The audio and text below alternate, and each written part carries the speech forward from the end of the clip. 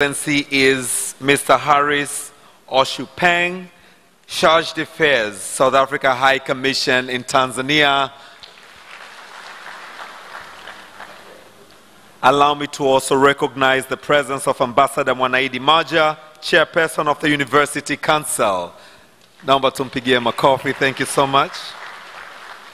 Your Excellency, allow me to also recognize the presence of Professor William Anangisye, the Vice-Chancellor of the University of Dar es Salaam. May I recognize the presence of the Deputy Vice-Chancellors present, distinguished CEOs of the Thabo Mbeki Foundation, Geita Gold Mine, Uongozi Institute, the Mwalimu Nyerere Foundation, and representatives of UNISA. I would also like to recognize the presence of the esteemed members of the university community, professors, students, invited guests, members of the press, ladies and gentlemen, good evening. Jamhuri ya Muungano wa Tanzania.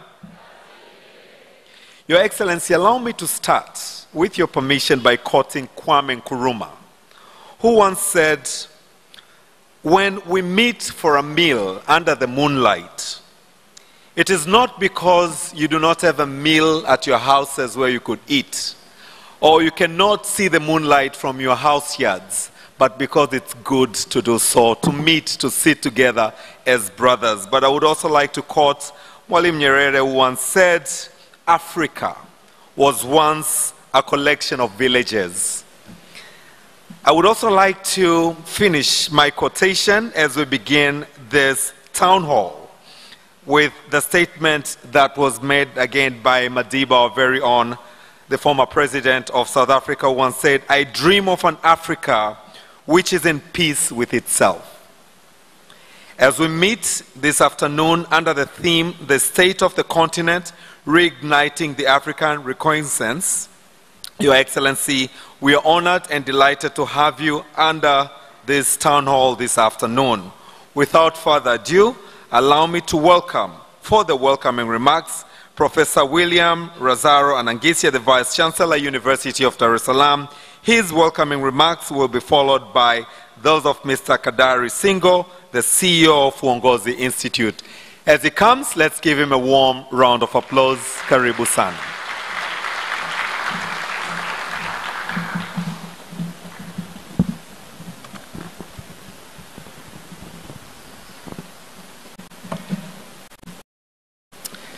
Your Excellency, Dr. Thabo Mbeki, former President of the Republic of South Africa, and our esteemed distinguished lecturer. Your Excellency, Dr. Jakaya Mrisho Kikwete, the Chancellor of the University of Dar es Salaam, and the former President of the United Republic of Tanzania. Honorable Professor Adolf Mkenda, Minister for Education, Science and Technology. Ambassador Mwanaidi Maja, Chairperson of the University of Dar es Salaam Council. Honorable Ministers, senior government officials, Your Excellencies, members of the diplomatic corps, Deputy Vice Chancellors, distinguished CEOs of the Thabo Mbeki Foundation, Geita Gold Mine, Uongozi Institute, the Mwalimu Nyerere Foundation, and the representatives for UNISA, distinguished guests, professors and faculty members, students, ladies and gentlemen, good evening.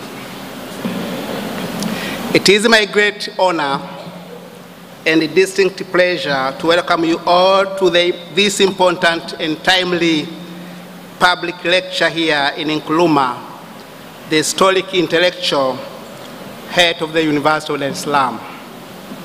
Allow me to begin by extending a very warm welcome to Your Excellency, Dr. Thabo Mbeki. We are deeply grateful and immensely proud to host you today, not only as a celebrated African statesman and public intellectual, but also as one of our own. You continue to make us proud as an alumnus of this university. a place that holds dear the ideals you so eloquently champion, that is African unity, intellectual freedom, and people-centered development. Ladies and gentlemen, today's public lecture themed the state of the continent relating the African Renaissance could not have come at a more critical moment. We are currently witnessing a surge of ideas, aspirations, and demands for deeper transformation across our continent, especially from the youth. It is commendable that this lecture deliberately includes contributions by young scholars and emerging thinkers. It reflects the spirit of African Renaissance, the essence of which is intergenerational, critical, and inclusive. The University of Dar es Salaam remains committed to its role as a vibrant site for constructive but critical thinking. We firmly believe that universities must be spaces where ideas flow freely, where truth are interrogated, and where the dreams of African people are nurtured in bold action.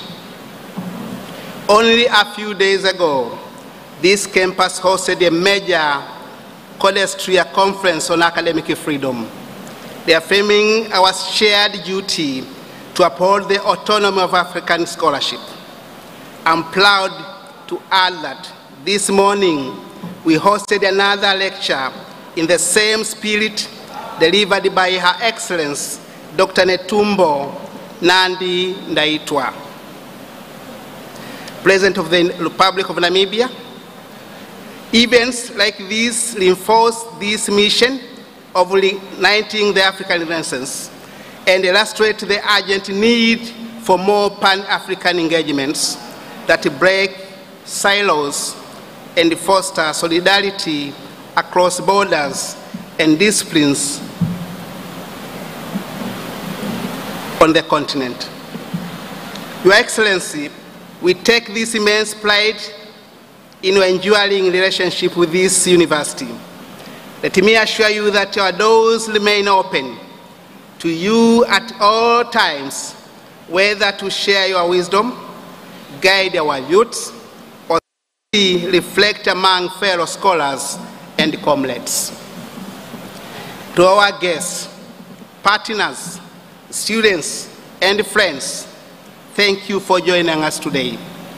Your presence affirms the relevance of these conversations and your commitment to Africa's renewal. Asanteni sana na karibuni sana Chuo Kikuu cha Dar es Salaam.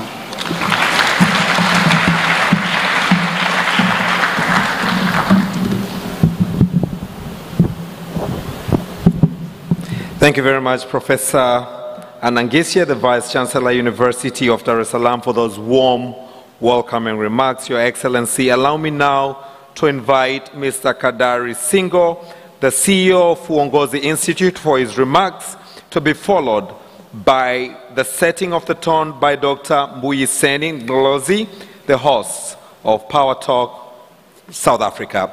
As the CEO, Kadari Singo, is here on the stage, let's give him a round of applause. Karibu sana.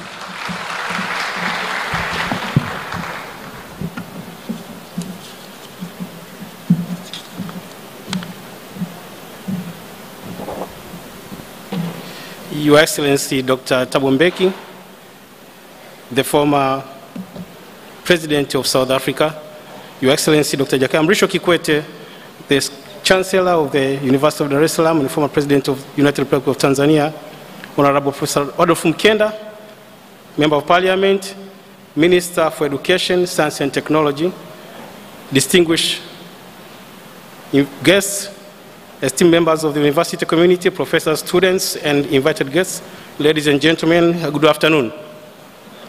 And the last time I was here, I was just talking to the former President Kikwete and asking him about when he was here last. He says he was here between 1972 and 1975. it was amazing that he can even remember the room number that he stayed in from 1975. Now, my memories are different. Last time I was here was 1996. And my memory with this place is that I was escorted outside of this room by the police because we had a kunji. Those who remember what a kunji is. So those are my memories of this place. So today I'm standing here as the CEO of Uongozi Institute, and I'm so proud of this place. But it is indeed a great honor and profound privilege to be part of this significant event of the 15th Thabo Mbeki Africa Day Lecture, held as part of the 2025 Africa Day celebrations. We all know that since its inception, the Thabo Mbeki Foundation has emerged as a vital force in advancing the African Renaissance. We are honored to once again partner and collaborate with the foundation in this movement, which aims to place Africa on the path of sustainable and equitable growth. Ladies and gentlemen, Uongozi Institute has been working closely with the Thabo Mbeki Foundation on various initiatives, including the organization of African Leadership Forum, where the former President Jakaya Mrisho Kikwete is our patron. The forum serves the same purpose of creating a platform for meaningful dialogue and collaboration that promotes Africa's transformation. Your Excellency, we are privileged to continue working with you and to benefit from your visionary leadership. Your presence here today symbolizes the enduring friendship and cooperation between our institutions. Ladies and gentlemen, this year's theme, the state of continent, reigniting the African Renaissance, is both timely and significant. The concept of an African Renaissance is not new. It was notably articulated in the late 1990s by our Excellency President Thabo Mbeki, who to this day continues to live by and pursue this vital vision. His Excellency is a steadfast believer in true transformation, one that seeks to address Africa's historical challenges and revitalize the African continent. Today's lecture, therefore, is more than scholarly discussion. It is a reaffirmation of our shared commitment to Africa's advancement and a call to reflect on what more we can do together to realize the Africa we want. Ladies and gentlemen, in concluding my remarks, allow me to once again thank you, Your Excellency, for continually reminding us of the spirit of Africa Renaissance and true collaboration. This very event exemplifies that spirit of partnership, as it is co-hosted by the institutions from across Africa. I believe that today we will benefit greatly from the general discussions and your wisdom. With these few words, I thank you all for your kind attention. Good afternoon once again.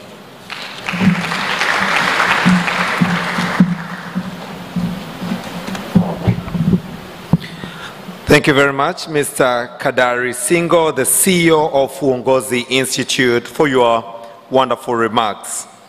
Excellency, allow me once again to really thank and appreciate all who put this town hall into a great success. These are none other but the government of Tanzania, Thabo Mbeki Foundation, UNISA, University of Dar es Salaam, Uongozi Institute, Mwalimu Nyerere Foundation, and Ashanti Gold Mine. Let's put our hands together for all those who put this event a great success. Asante, asante sana. As we are setting the tone, Excellencies, allow me to invite Dr. Mbuyiseni Ndlozi, who is the host of Power Talk on Power FM from the Republic of South Africa. His setting of the tone will now be followed by the presentation on the three sub-themes, one on leadership and governance, the second one on socio-economic development.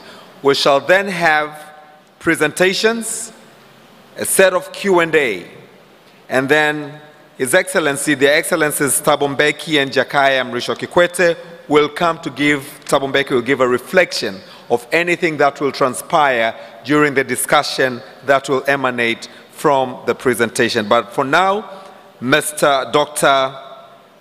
Mbuyiseni Glozi, the host of Power Talk, karibu sana to set the tone. Thank you. Thank you very much. Salutations, President Thabo Mbeki, patron of the Thabo Mbeki Foundation, former President and Chancellor of the University of Dar es Salaam, President Kikwete, Vice Chancellors of the University of Dar es Salaam, Minister of Education, the leadership of UNISA that is here, the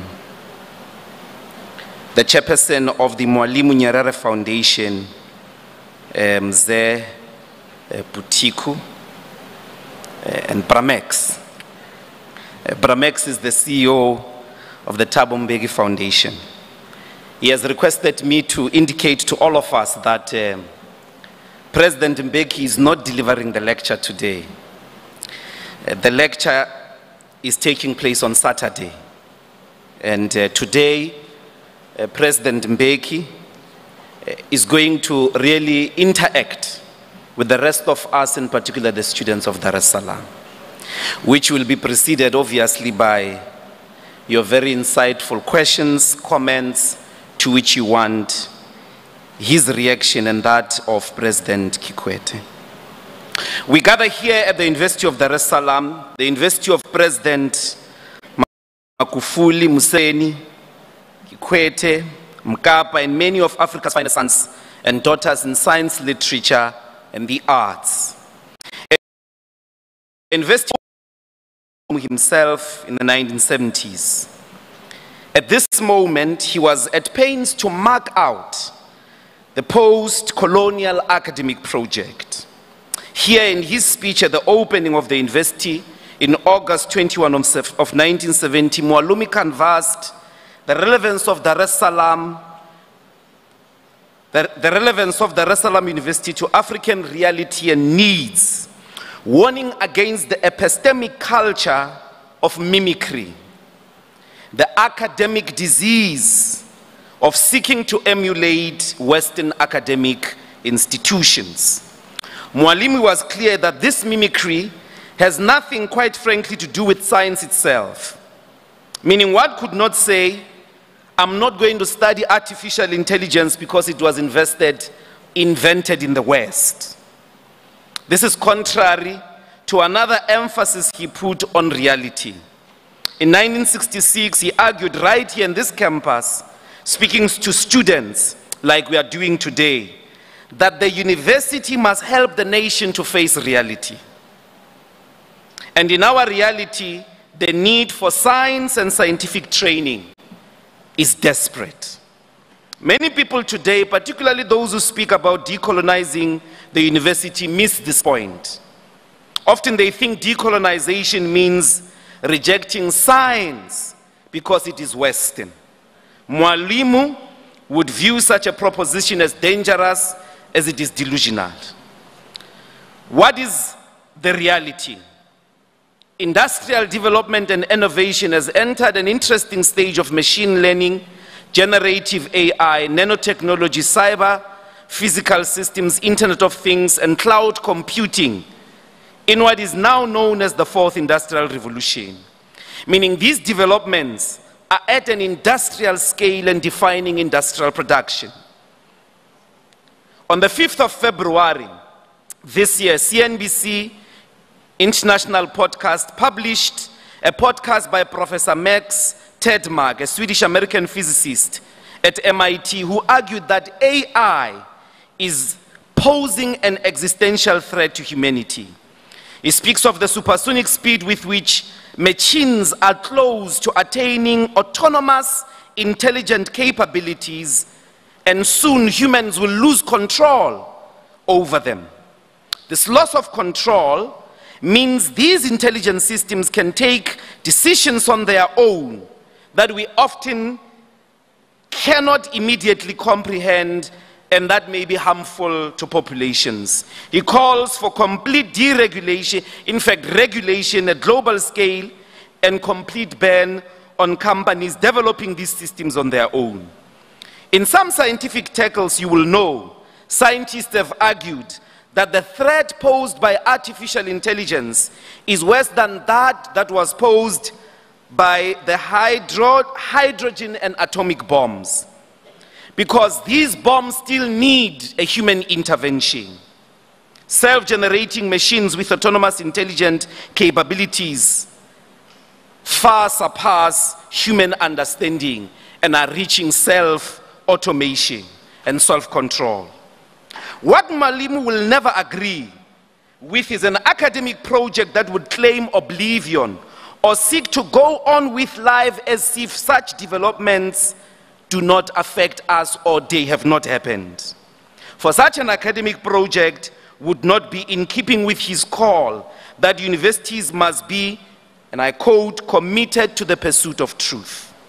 Mwalimu calls for the fast tracking of the training in science, because in his mind, science is a legitimate instrument of production of reliable knowledge upon which human development, solutions, and innovations can be based.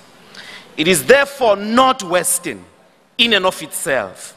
In fact, its entire evolution up to the modern standard model principle physics, it is global, with some key developmental stages historically taking place in the continent of Africa by Africans. Mwalimu would insist that we are part of the world and must never accept to be sent to the villages to live the rest of our desperate lives in primitive conditions, only to be admired by tourists for how traditional we have been and remained despite supersonic high-tech human civilizations.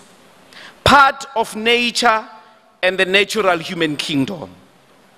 Mwalimu knew that the universality of science cannot be domesticated by racism, which drove the colonial project.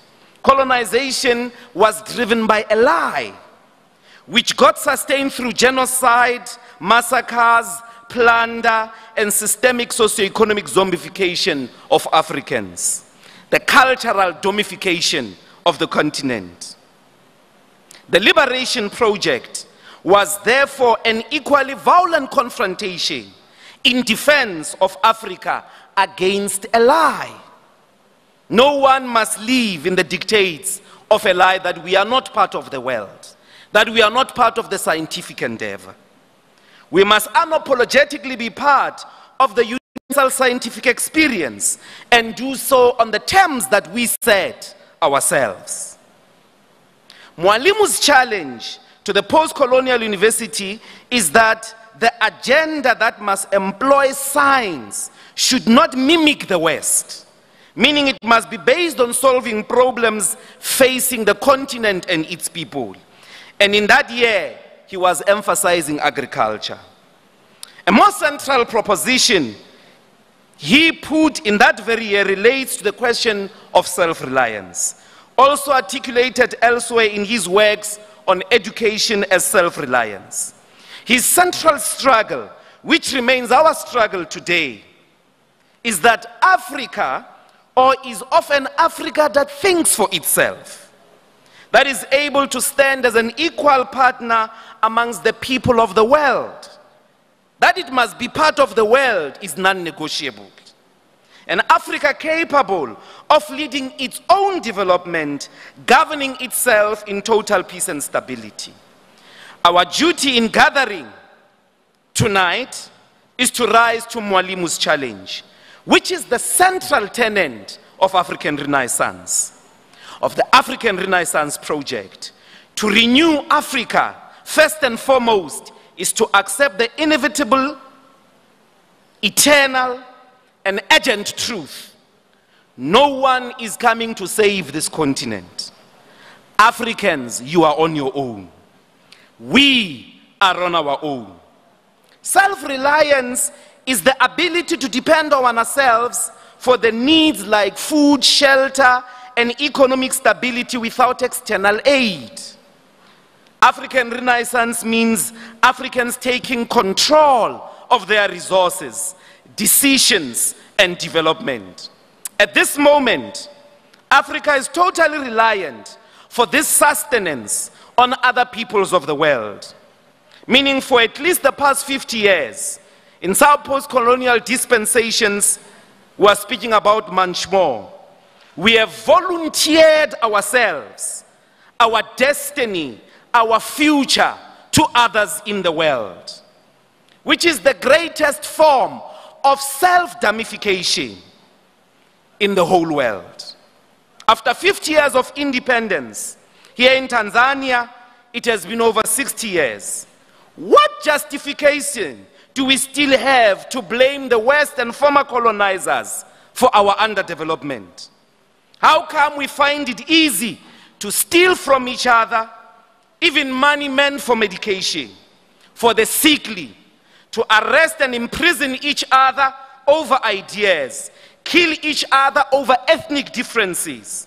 Yet we do not have the same determination to solve the economic problems that face us. How come we don't mobilize the West in the economic distribution of self-hate and self-division amongst each other? And yet when it comes to the positive development and the resolution of poverty, inequality, industrialization, our leaders have the audacity to say it is the West that is holding their hands and feet from developing our communities.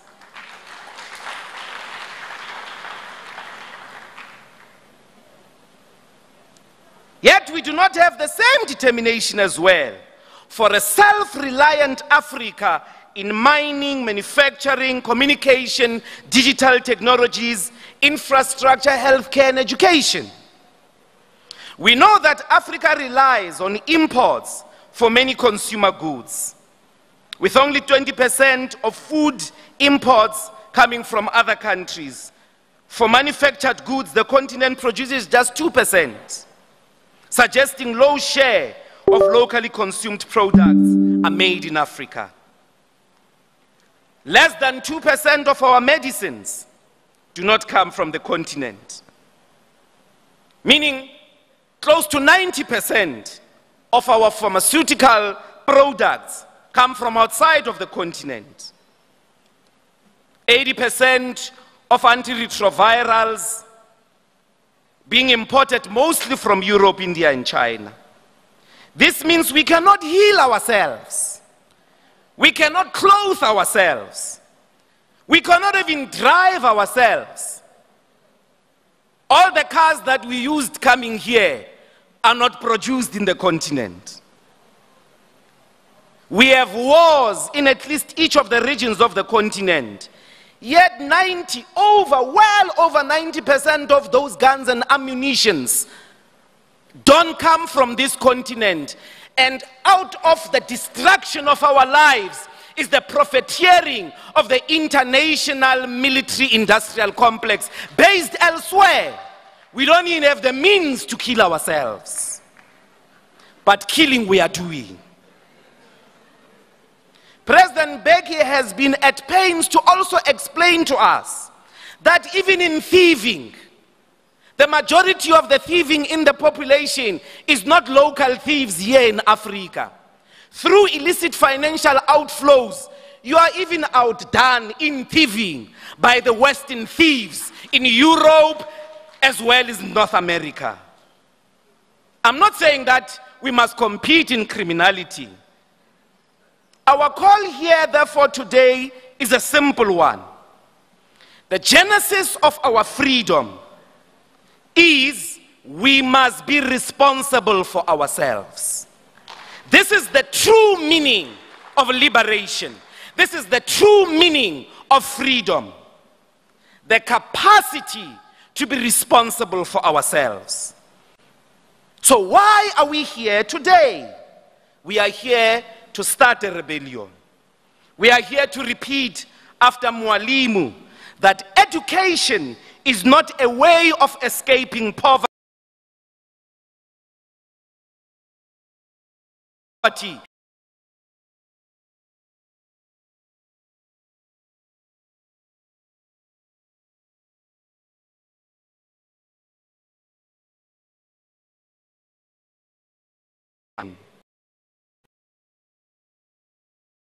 You to rebel against the spirit of mimicry of the West, the spirit of plunder and of war. The intellectual academic project must employ the scientific tools, not in pursuit of Western questions and problems, but it must employ scientific tools to answer the questions of Tanzania, of Zambia, of Uganda, of the DRC, and the rest of the diaspora. We must fight against every obstacle, regardless of who puts that obstacle. Even if that obstacle is put by ourselves, each and every obstacle that denies us to be responsible for our freedom, to be responsible for our destiny, to account for ourselves, it must be crushed once and for all.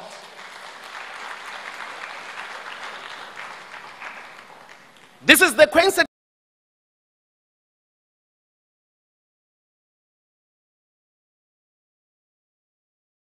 Potential even in which you cannot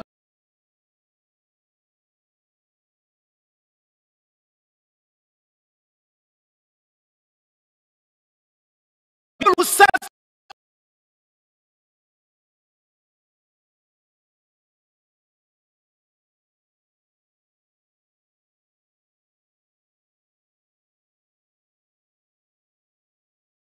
proud of this continent. First things first, I want to belong to a street that I love. I want to belong to a college that I can be proud of. That when I'm in Europe and they try to look down on me, I don't think twice, because I've got a home to go to, and that home is a home to be proud of.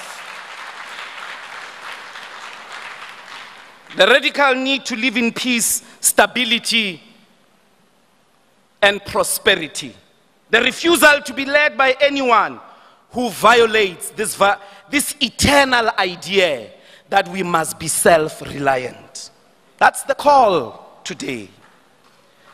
That we must create the conditions to rely on ourselves, to clothe ourselves, to feed ourselves, to transport and heal and educate ourselves.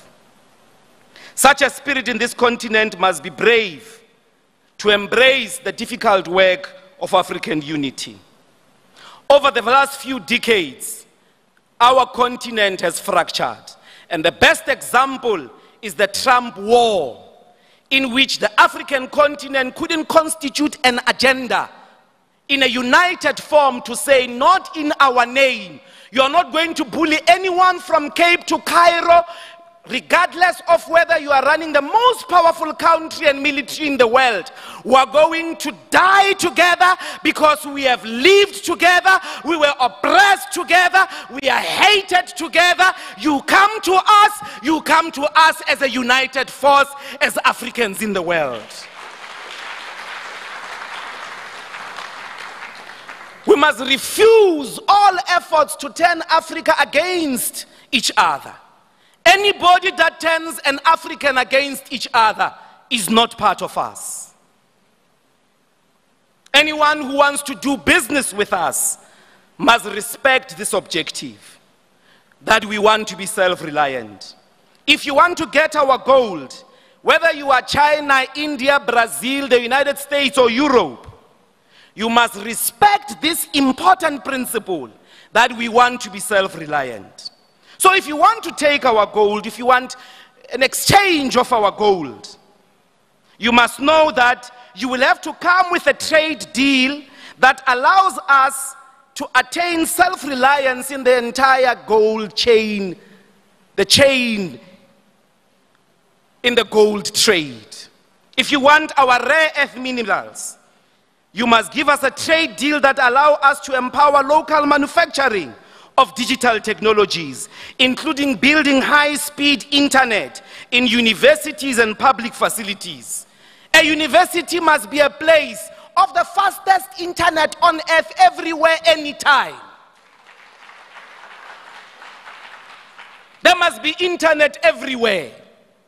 In the bedroom, in the dormitories, in the canteen, because learning is like a spirit. It can awake anytime. And when it awakes and that fire comes, you must be able to tap into the universal portal of knowledge and science.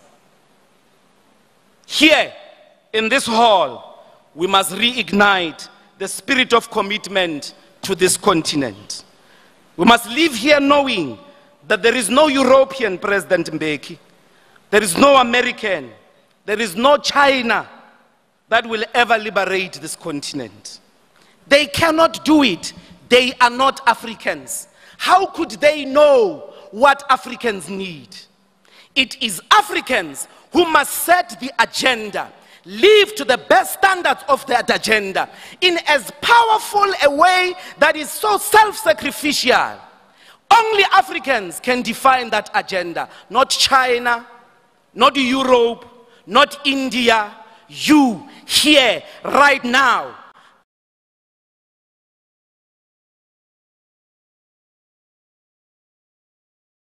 are the here, right now, must be responsible for the renewal of this continent. You, here, right now, must make sure that Tanzania is a place to be proud of. You, here, right now, are responsible for reigniting African Renaissance.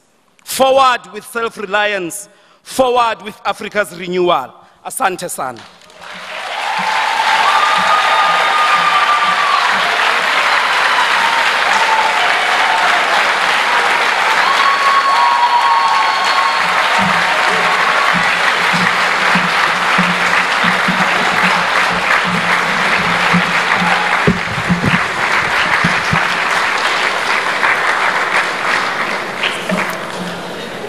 I truly do not think if there's anything more to say after such a powerful tone that has been said. Let's give him another big round of applause.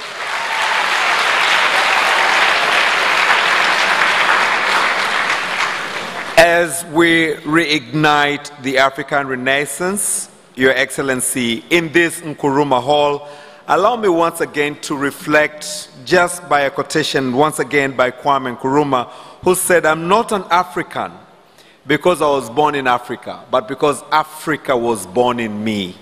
And this is what we should be really centered along the tone that has just been set. Your Excellency, allow me now to bring to the stage Ambassador Azizi Mlima from Uongozi Institute, who is coming to talk to us on leadership and governance. Ambassador Aziz Mlima will be followed by Mr. Simon Shayo, a UDSM, University of Dar es Salaam alumni, who will be speaking on socio-economic development. As he comes, let's give him a round of applause. Karibu sana.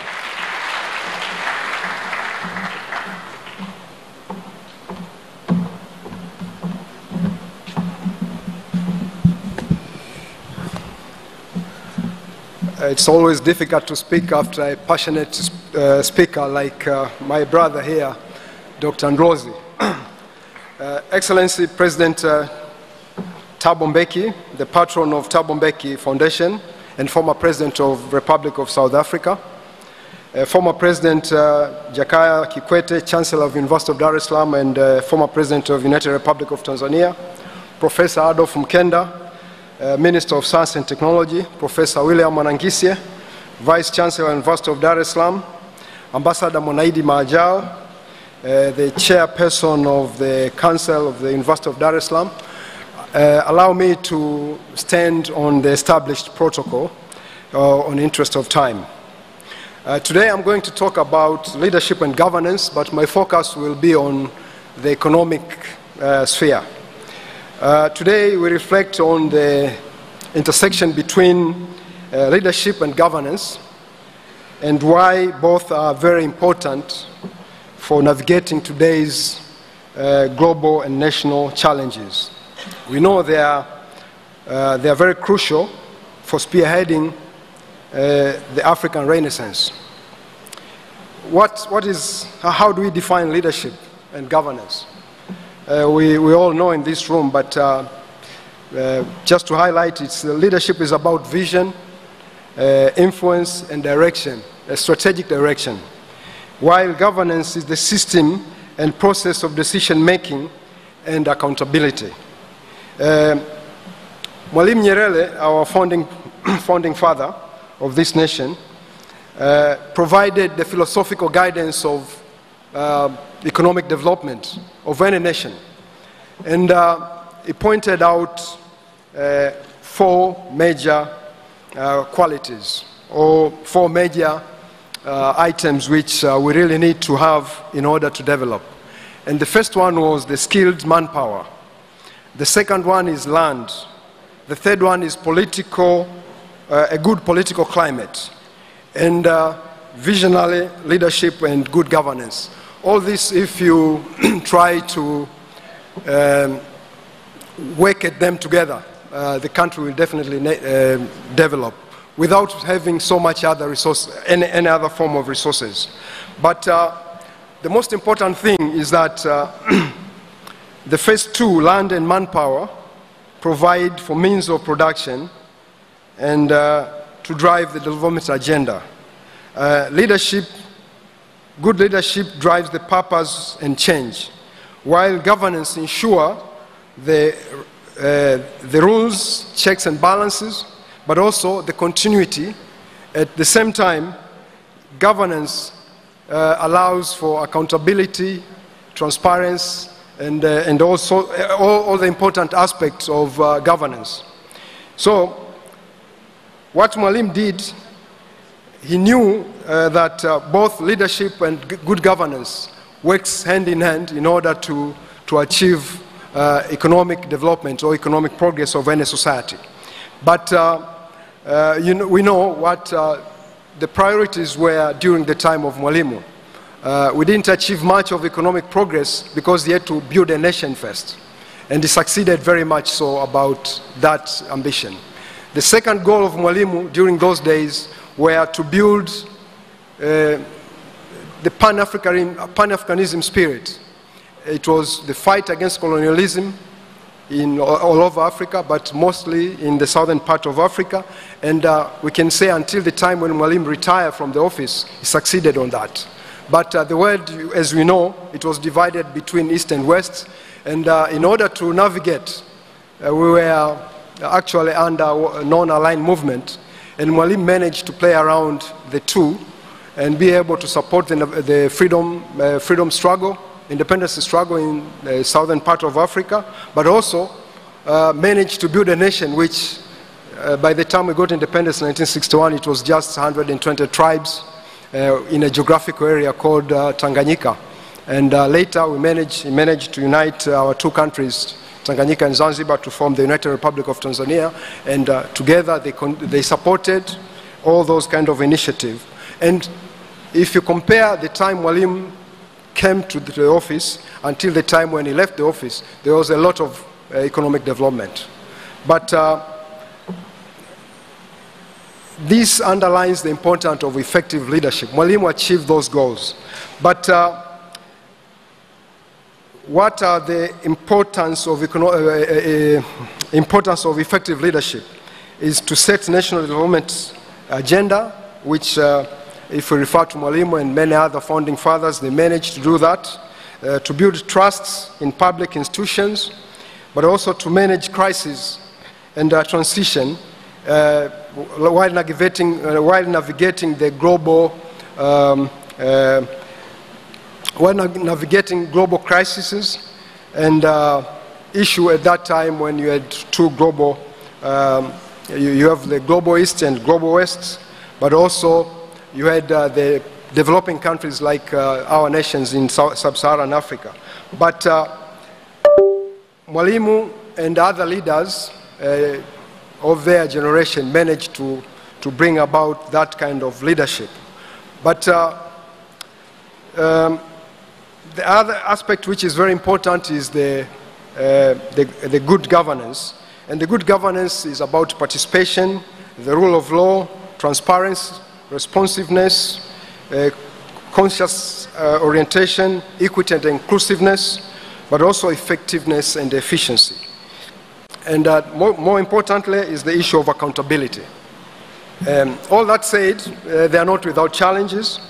And most of the leadership challenges of our time is the issue of turnover without institutional reforms, the issue of corruption, and weak accountability, but also the issue of limited participation, and also policy inconsistency and short-termism.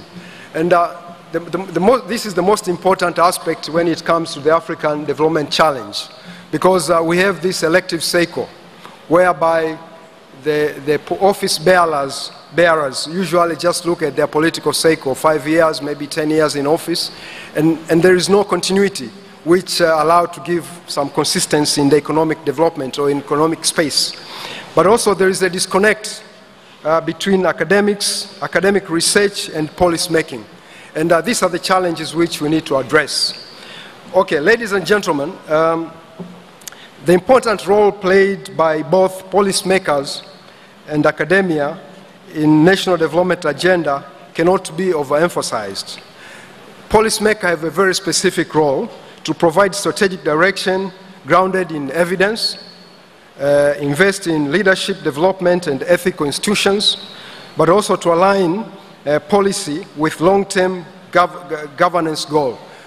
Fortunately, in our countries, we have this, like we had Vision 2025, which is ending now, but we are now working on the Vision 2050.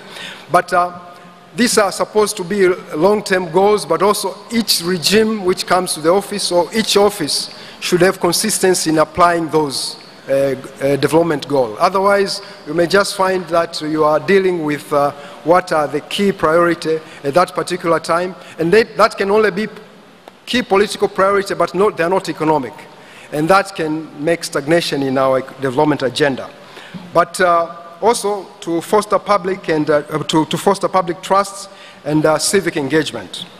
While the role of academia is to generate idea-driven insight and crucial analysis, but also doing research, serious research, not just consultants and things like that, but also to train future leaders with ethical and strategic mindset. We also need, the academia need also to serve as a watchdog and conscious of the society. The academia also need to promote policy innovation through research and innovation. However, it is important to have a synergy between leadership and governance. A strong leadership improves governance framework, but also good governance sustains effective leadership beyond individuals. A strategic alliance between academia and policymakers ensure that they are evidence-based and sustainable, but also drive the development agenda. Before I conclude my presentation, I would like to share with you a Malaysian experience. This is out of Africa, but it covered during the period of Dr. Mahathir Mohamad. He was the Prime Minister of Malaysia, 1981 to 2003. Malaysia case under Dr. Mahathir Mohamad. He wanted to establish the industry, heavy industry in Malaysia, and he launched what is known as Heavy Industry Corporation of Malaysia, Berhad, which was known as HICOM. And Dr. Mahathir, he came into office, if you remember, it was time when the structural adjustment program of the World Bank and the International Monetary Fund were at the peak. And what he did was not to, okay, let me just explain a bit on this, because otherwise it will just be hanging. Most countries in Africa got independence in 1960. But between 1960 up until 1973, we used gold standard. And the gold standard was that Africa used to have about 40% of gold reserve. And in gold standard, we could actually use our gold to trade with the rest of the world, the international trade. And it was difficult to control Africans when you use the gold standard. But then, after the oil crisis of 1973, they switched from gold standard to dollar. And I'm sorry to say in this part, and I'm a diplomat, I'm not supposed to say this, but since this is an academic institution, I think we should discuss this openly. The gold standard moving to dollar, you could actually now sell all your products, the diamonds, the gold, the platinum, the oil, and everything you produce by a mere piece of paper. And that was not just US dollar, it was all the convertible currency during those days. So what happened since 1973 up until 1980s, most of the African countries, which initially could probably export a ton of coffee and get 2 tractors, now they have to export maybe 5 containers of coffee to buy just 2 tractors. And that was another level of economic dependence which was created during those days. And what happened in the 1980s, most of the African countries were not able to pay their debts. So the structural adjustment program came in. And that added another layer of exploitation and dependency. So what Dr. Martil did was not to go into that debt trap, to start, follow the prescription of the World Bank and International Monetary Fund. So what he did was to train, and this is what he said himself. He came to the office as a medical doctor. And as a medical doctor, when you have a patient coming into the emergency room, what you need to do is to stop the bleeding.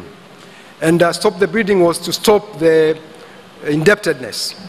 And then what he did, he trained the best talented Malaysian students and he sent them to all best universities in the world. And he initiated the industry, as I said in his HICOM, the initiative. He brought in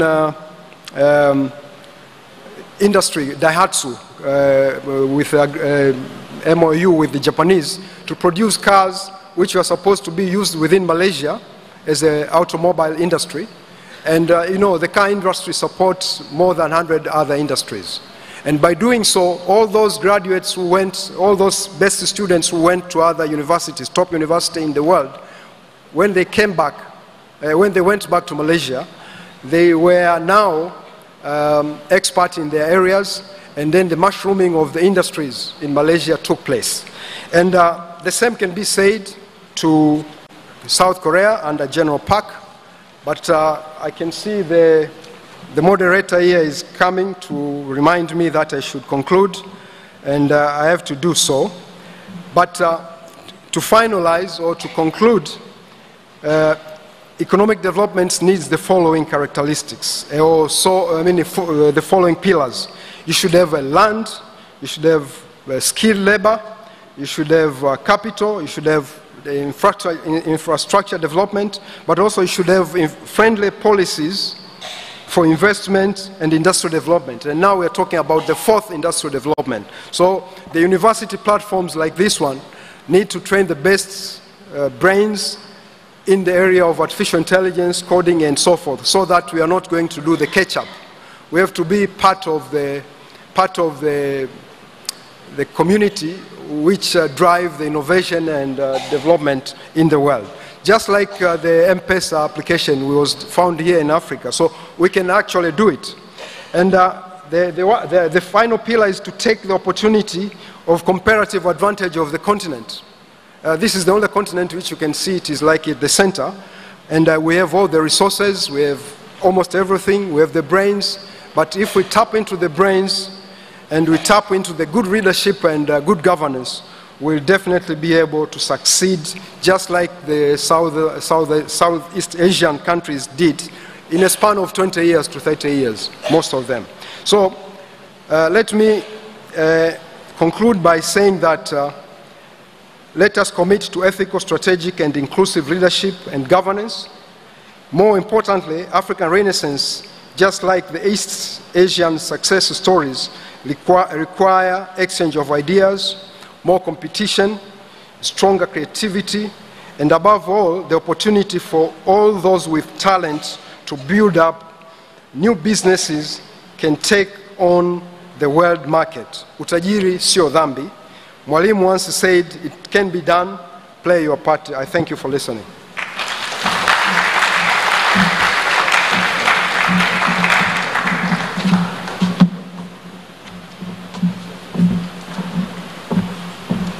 It can be done, play your part.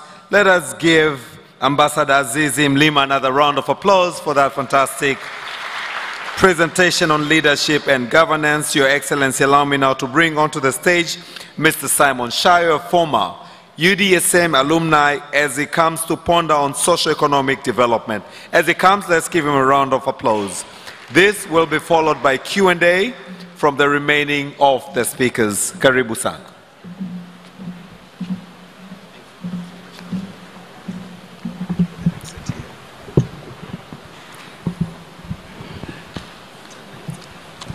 That should be fine.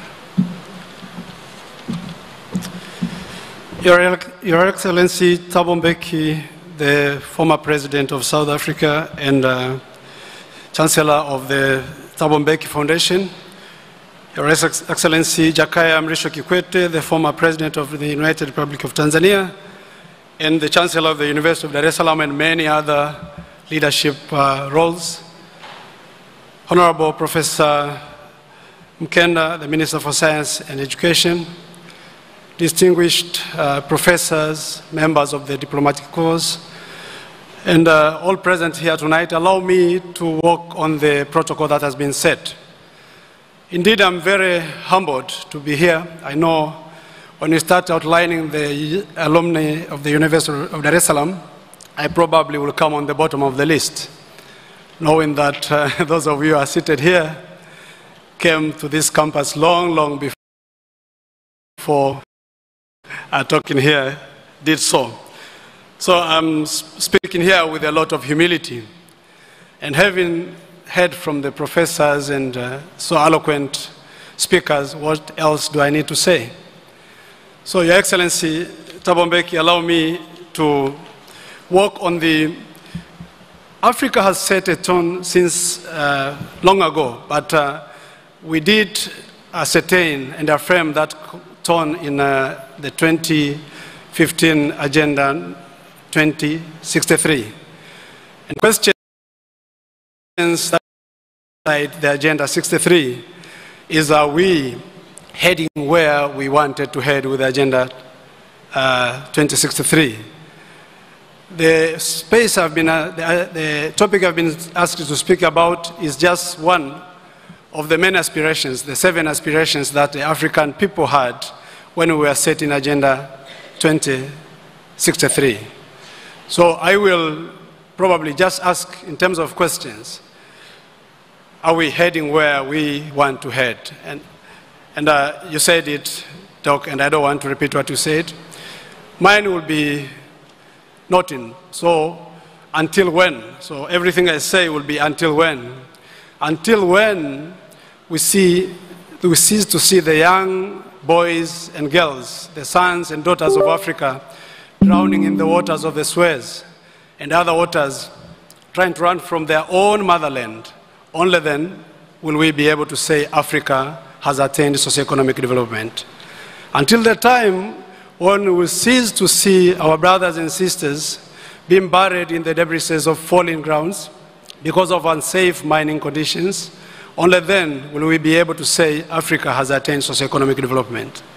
Until when we will start seeing mothers delivering safely and no mother wasting or losing life because of the journey of bringing a life to earth, only then can we say Africa has attained development. Until the time when we will cease to see money flowing from the coffers of our nations to foreign countries in Europe and America, in the individual accounts of our leaders that we have entrusted to those resources, only then can we confidently say that Africa has attained the socioeconomic development it wanted or dreamt to attain. Until the time we'll stop seeing blood flowing into the rivers of the DRC, Southern Sudan, the Biafra of Nigeria, and many other African countries, only then will we be able to say Africa is peaceful, and so this is a continent that can together achieve shared prosperity, develop together. We cannot talk of socioeconomic development as if it is something that you can attain in the sky. Until the time we'll stop seeing those who are talking about the freedom of speech being forced to run from their own countries or have to go to jail for that, only then can Africa claim to have attained socioeconomic and sustainable development. Until the time that every young African who has worked so hard, finished their secondary school or whatever level of school that will bring them to the highest level of education, be able to attain that highest level of education without necessarily having to live and starve long hours without a meal just because they are studying, only then can we say that Africa has attained the development it wanted to attain. So I'm talking here about having, we are proud that we already have almost 50-50 in terms of admission, Prof, if I'm not mistaken. But how many, even if it is 1%, of those are forced to drop because they cannot pay for their education to the final year, while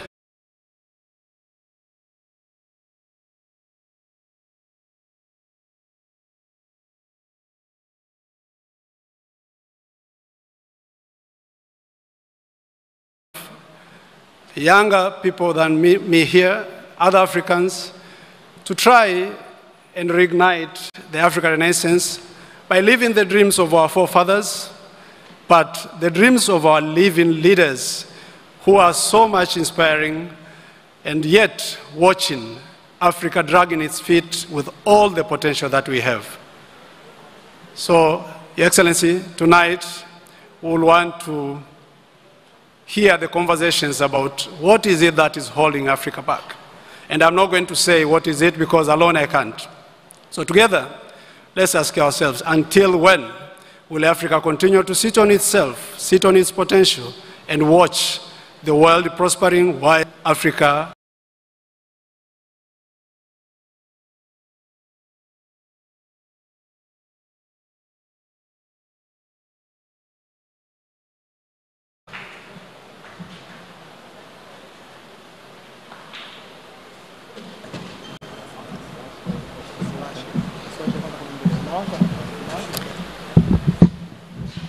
Asante sana, thank you very much, Mr. Simon Shayo, University of Dar es Salaam alumni, for your dissection on the socio-economic development as we are looking on to the Africa Day lecture, Town Hall with President Thabo Mbeki. Totally appreciated. I would now like Your Excellency to invite onto the stage none other but Dr. Hezron Makundi from the University of Dar es Salaam to come and guide us onto the question and answer session, which again will pause a moment of reflection by President Thabo Mbeki later on. Dr. Hezron, karibu sana.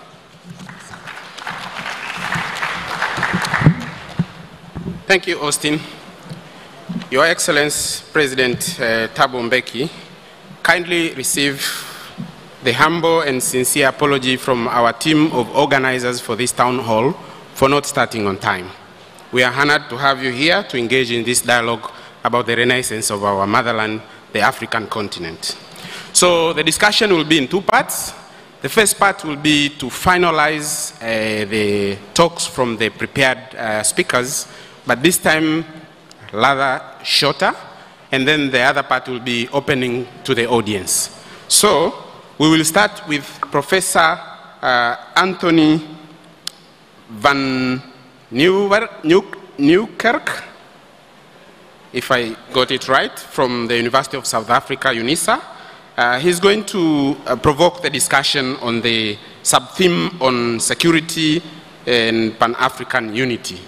You can come to the podium. Let's clap for Professor Anthony, and you have 5 minutes, please.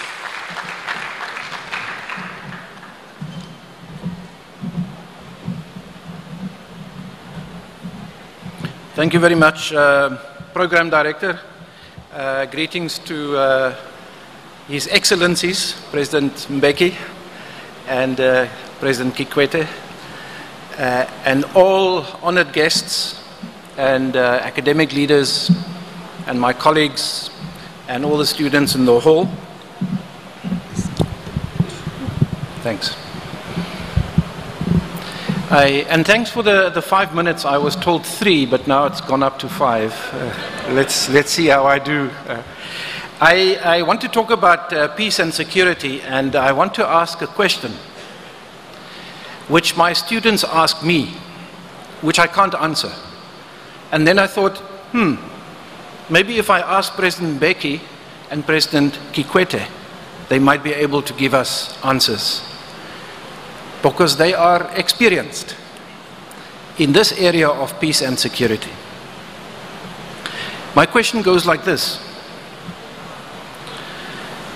The Pan-African vision of the African Union is inspiring. It talks of an integrated, prosperous, and peaceful Africa, driven by its own citizens, representing a dynamic force in the international arena.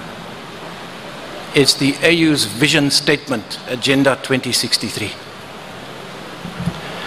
On peace and security, the AU undertakes to promote dialogue-centered conflict prevention and resolution in such a manner that by 2020, says the vision, the guns would have fallen silent.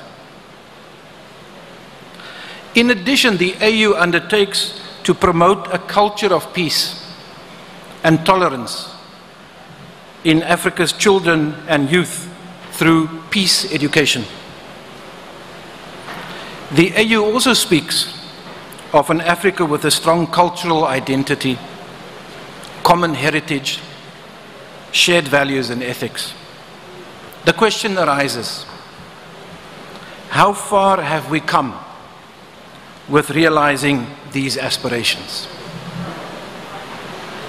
On peace and security, is the African peace and security architecture, APSA, fully functional? Does it inspire peace in Sudan, in South Sudan, the Sahel, the Horn, the Great Lakes region? Does it deter crime, corruption, and exploitation? On a cultural renaissance, have we inculcated the spirit of Pan-Africanism to ensure that the creative arts contribute to Africa's transformation? Have we restored and preserved Africa's cultural heritage and its languages? President Mbeki, President Kikwete, how would you assess our progress? And if you think we are found wanting, then I want to ask, how do we reignite the spirit of peacemaking and peacekeeping in Africa? Where the flame has been doused, how do we reignite it? And then finally, on agency, who must do that? Our visionary leaders, our academics and scholars, our civil society, our citizens, or a combination? Who must lead the reignition of the African Renaissance? Thank you.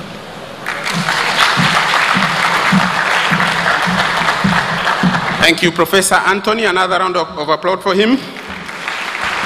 So now, for the interest of time, we still have 3 students from the University of Dar es Salaam who are also prepared to engage in this particular topic. I will give them 1 minute and they can speak from where they are. So I will start with Ms. Olivia Pesha, who is a MA student on political science from the University of Dar es Salaam. Just get the mic there and you can speak from there, please, for 1 minute. And then we'll open up to the rest, maybe 4 or 5 questions. Karibu. Asante. Good evening, everyone. I have a question. In reigniting the African Renaissance, one of the aspirations that is to be considered is youth empowerment, because we are considered as the means of production, but also the manpower into bringing about the Renaissance as well as the revival of the Africa that we want. The question comes is, we have seen so far there are a number of youth empowerment programs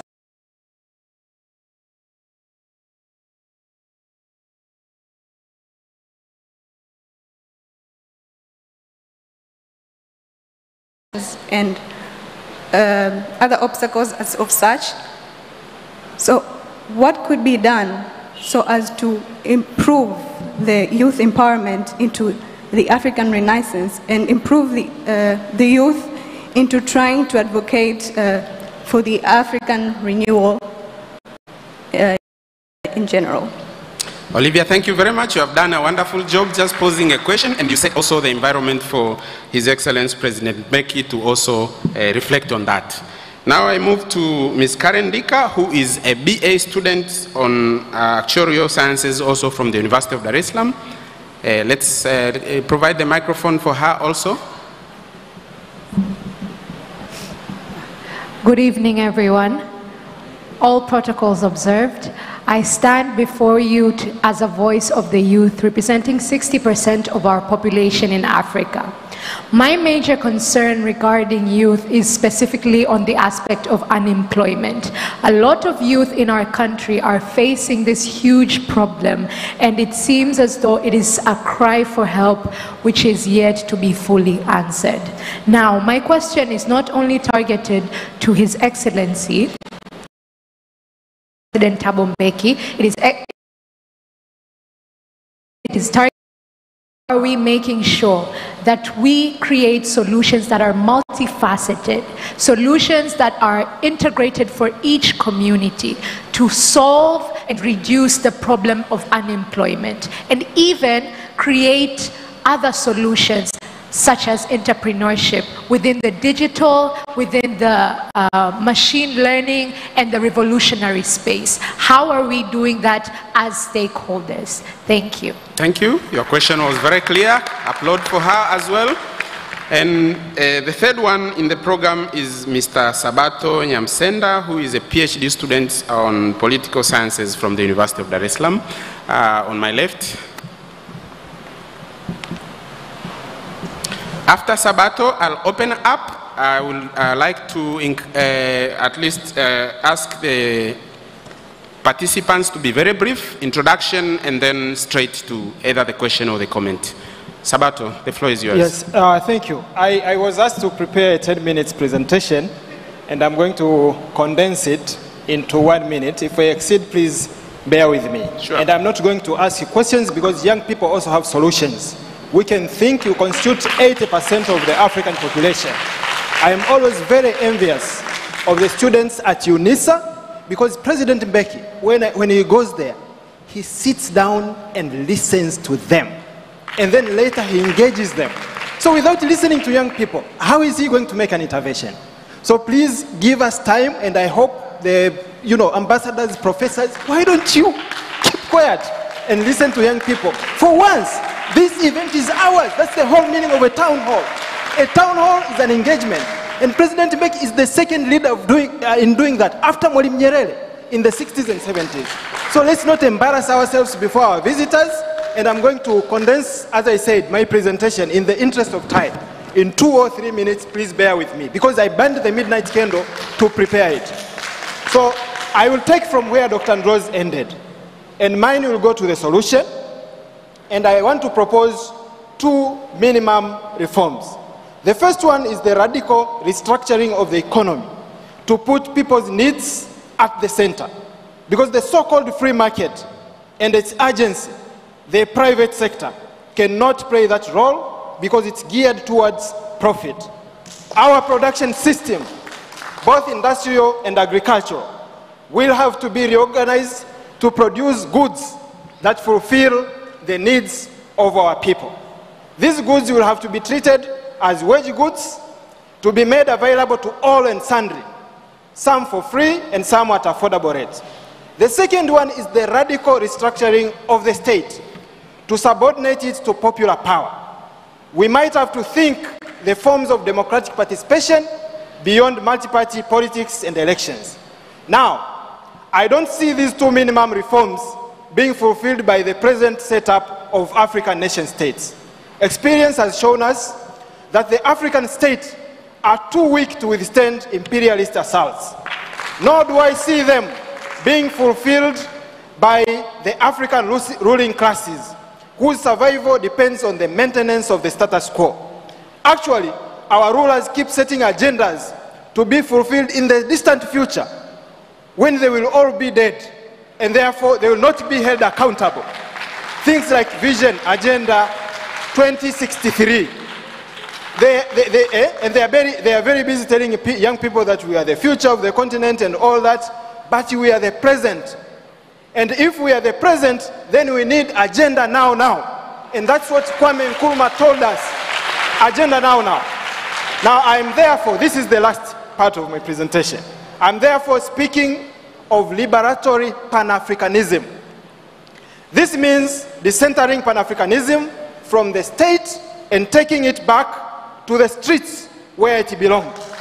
From 1900 to 1945 of the Manchester Conference, Pan-Africanism was a grassroots movement that was led by the likes of Garvey, Du Bois, and others in the diaspora. From 1945 to 1960, when it came to the continent, it unified liberation movements. That's why South Africa, ANC, was in Tanzania, out of Pan-Africanism, because we were the ones, our movements united to liberate Africa from colonialism. Now the trouble began when these movements became ruling parties after independence.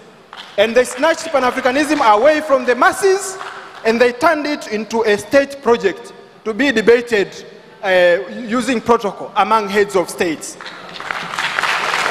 And therefore, I am proposing that it's time to take it back where it belonged, to the masses. And that will entail building a unified Pan-Africanist grassroots movements that links the streets and villages of Africa from Cape to Cairo, Morocco to Madagascar, with the working people who are the major victims of the policies that we are talking about at the center. That is the end of my presentation, and I'll be glad to engage more. Thank you. Let's clap for Sabato. Thank you very much.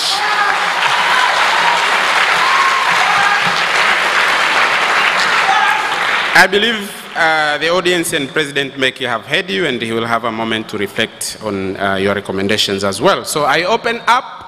I'm looking for hands. Please be brief. Introduce yourself and go straight to the point. I apologize in advance if I'll have to interrupt you, but please let's have an opportunity for a number of others. The hand is there, and then I see the hand there. Upstairs? Okay, yes. We start with these two first. I'll be very brief, but I would like to first congratulate former President of South Africa, Thabo Mbeki, for picking the baton from the life of... Introduce yourself, please. My name is Gerson Daniel Janga, a master student of Political Science, University of Dar es Salaam. So I would like to congratulate President Mbeki for picking the baton from the like of Cheikh Anta Diop, Kwame Nkrumah and Nyerere for bringing back Africa to its rightful position. I had a question based on the lecture he gave to more than 400 people, and I'll quote the question. He gave it in Johannesburg, where there were different politicians, business people, and academicians. He asked, who we are and where are we going in the global community? And in formulating practical strategies and solutions for future action that would benefit the African masses. If you narrow it down, he was asking for, yes, I'm winding up, for African solution for African problems. I would like to ask him, since that time, nearly 30 years, has he managed to get answer? Correct, completely, partly, or he has not gotten an answer at all? Thank you very much. The white gentleman in the middle, and then we will take a question upstairs from a lady, if there is one. I see you there. My question is for Mr. President, Thabo Mbeki. Your name, please? And my name is Halil Ibrahim Arpa, and I'm a guest professor from Turkey. I greet you all with my all sincerity. It's a great opportunity to have this talk today because I didn't expect this. I just came here on Sunday. My question is related to South Africa, and I'm wondering, is there any way we misunderstand decolonization? If decolonization is meaning nationalization, as in some political and academic movements, if we name it as Azania, for instance, could be there any way for African Renaissance and to reignite it when it's limited to nations, native or borders, which are all the words of colonial epistemology? Thank you so much. Thank you very much. Upstairs, give the hand to the lady. And there's another gentleman on this side. Okay, I'll come back to you. Good evening, ladies and gentlemen. My name is Waridi Jonas from BA in Education. I would like to ask, quoting from Robert Kiyosaki, the book Rich Dad, Poor Dad, I would want to ask, he said that financial education is the way to revamp our economy. So I would like to ask how African countries are making strategies in order to provide financial education, especially for those who are not studying economics and business classes. Thank you. So as I go to the last two questions, let me request my fellow organizers to prepare the stage for President Mbeki to come to this stage so that he will reflect. So there's a lady there downstairs. Be brief, introduce yourself. Good evening. My name is Lecho John Makajubili. I'm taking Bachelor of Science in Applied Zoology. Plausible observed. Let me continue from Brother Simon Shire when he said about until when for economic development of Africa. So I think for economic development of Africa, it's when we balance for foreign investments and the African economic. So my question is, how are we going to balance the foreign investment and our African economic development? Yes. The brother there? Okay. The last one maybe on that side. Thank you for this opportunity chance. Good evening. I go by the name Sabi Isaac, second year student from University of Dar es Salaam. I'm pursuing Bachelor of Art in Anthropology. Let me go direct to my questions. I have only two questions. Let me go direct.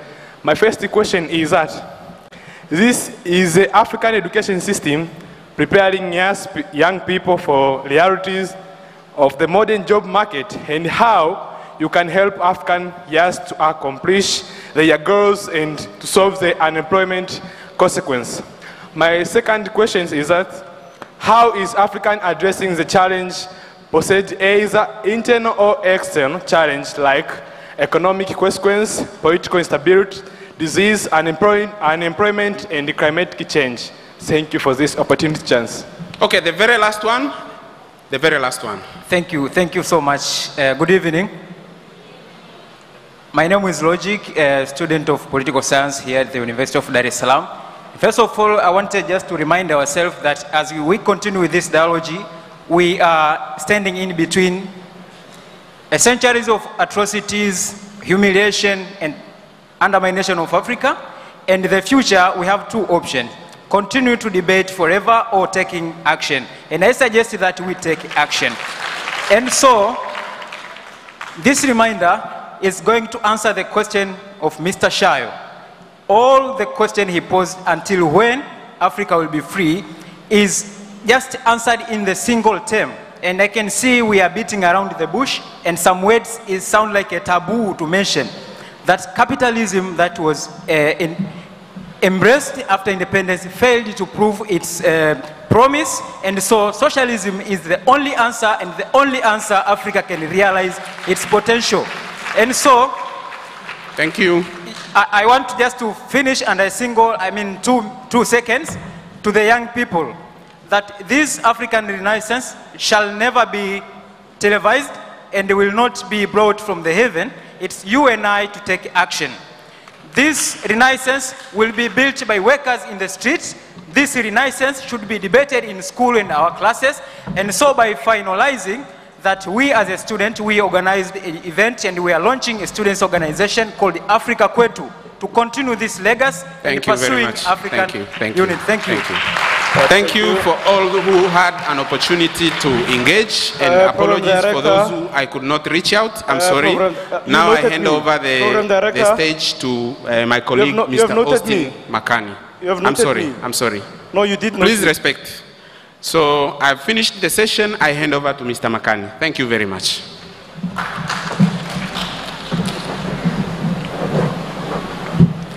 Your Excellency, if it may so please you to please join me on the stage. Thank you so much for your reflection onto some of the questions that have been directed to you. Karibu sana. As he comes, let's put our hands together for His Excellency Thabo Mbeki.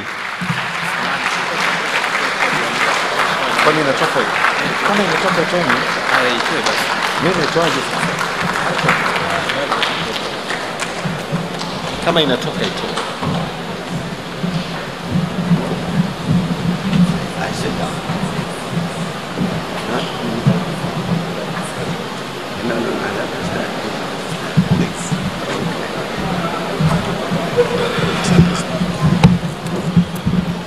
No, so we don't need that.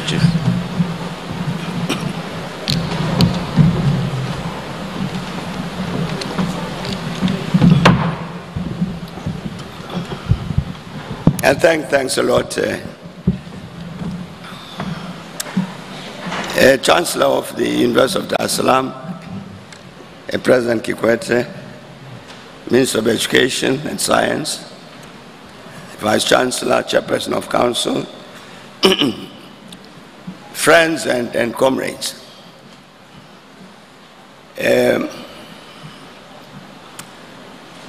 I think it was correct for one of our colleagues here to talk about the fact that we start a bit late.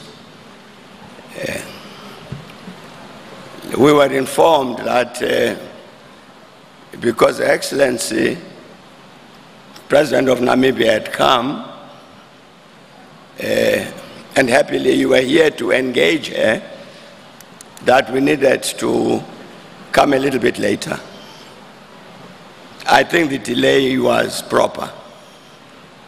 I'm very, very glad indeed that you stayed so that we can have this short engagement. Our scene setter, Dr. Ndlozi, I was very glad when he said, I'm not here today to lecture. I've been looking for a job at the University of Dar es Salaam as a lecturer. I hope they give me a job.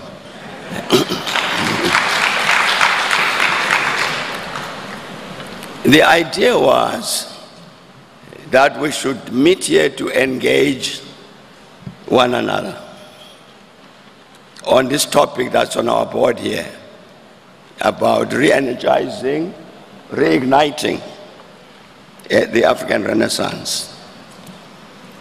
Not for either President Kikwete or myself to lecture. I think that was said by my comrade Sabato was correct. It was very, very correct indeed that we're not here to answer questions. We're here to engage one another in answering those questions. I'm very, very glad indeed that when he said,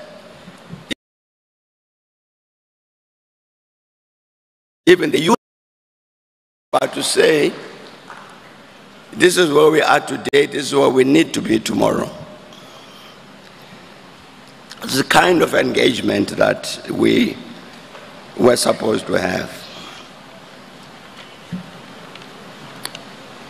So you'll excuse me if I don't answer the questions as they've been put.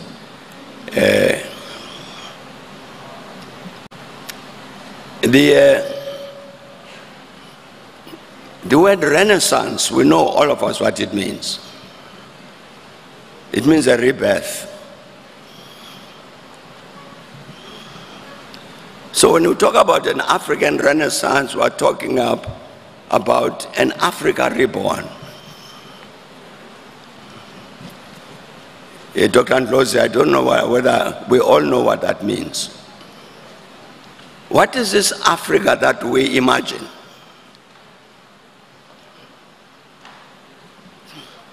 I think our colleague who talked about socio-economic development did say there are certain things that have gone wrong which should not happen, then we would know that we are being reborn.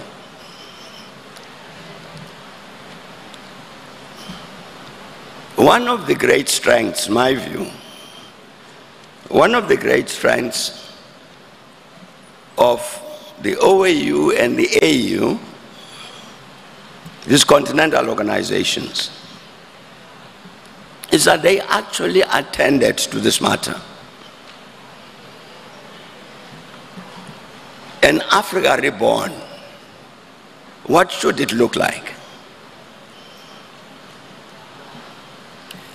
As a consequence of which, as a continent, we are very, very rich in terms of policy. I don't know of any major issue facing us as Africans on which there is no continental policy.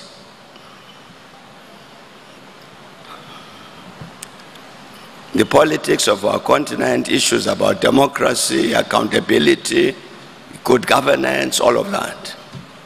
They are policies.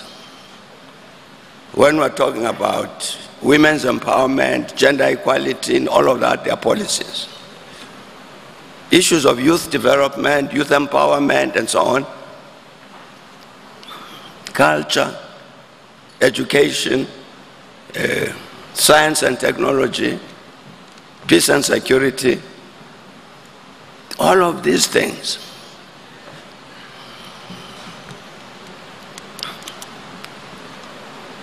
If I asked, if we had time, I asked the universities here, the students of the University of Dar es Salaam, and say, do they know what AU, not AU, African Continental Policy on Youth Development is?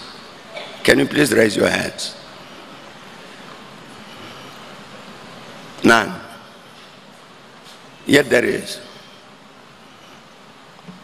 And I think we would find that with regard to many of these policies, which I say exist, and when Dar es Salaam University appoints me lecturer, I will give you the documents. This is part of our challenge. The policy positions exist on the continent, approved by our political leaders, many of them ratified by our parliaments. So there's a policy framework which exists for the Renaissance of Africa. One of our comrades just said that the answer is socialism. It's not, that one I know is not in the AU policies. I'm not saying it's wrong, but I know it's not in the policies.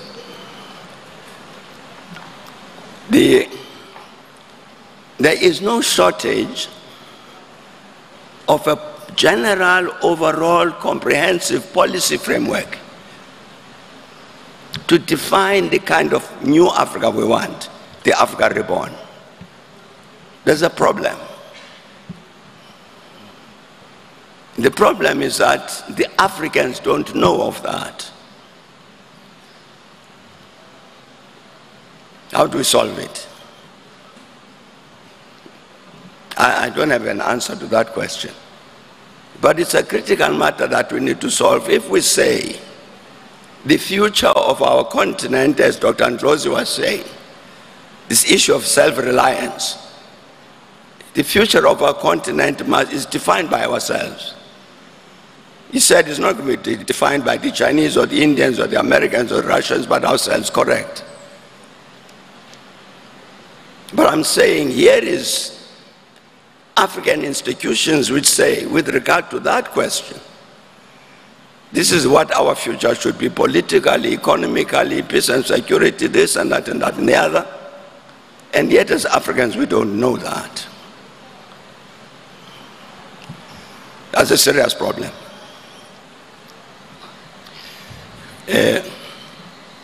President Kikwete, other people, his age, my age, a bit younger perhaps, will also know that at a certain point in our history on the continent, we had a number of organizations focused on this task of the transformation of our continent. Some of our presenters have put this matter about agency. What's our role? These visions that we have about our continent, how do you bring them about?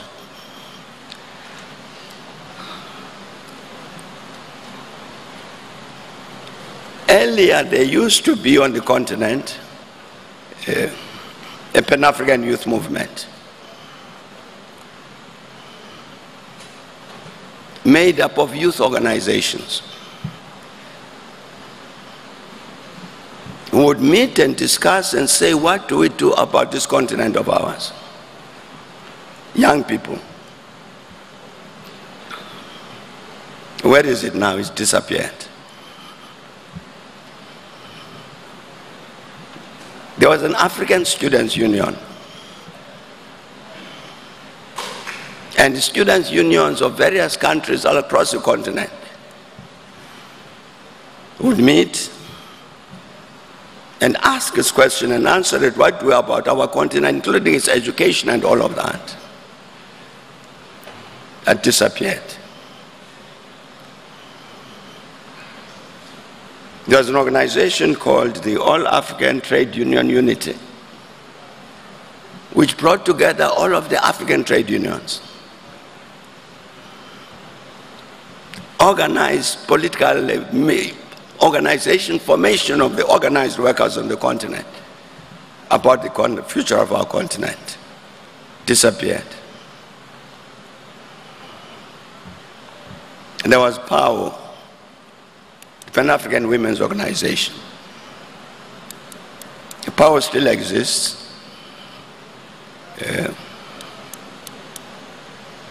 I saw its president not long ago. She participated in the inauguration of the president of Namibia, was here earlier today. We didn't have time to discuss PAO.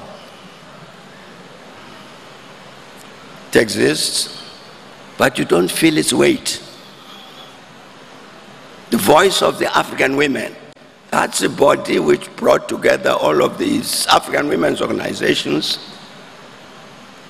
who would say, as the women of Africa, this is where we want Africa to go. I'm saying it exists, but I don't feel its weight. It's an issue of agency. Our colleagues ask about how do you solve a question about youth employment, youth empowerment, and all of that. I'm saying that the youth need to be party to the answering of that question.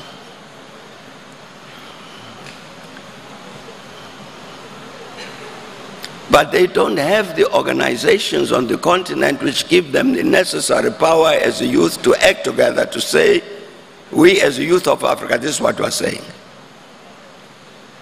Whether it's employment or whatever.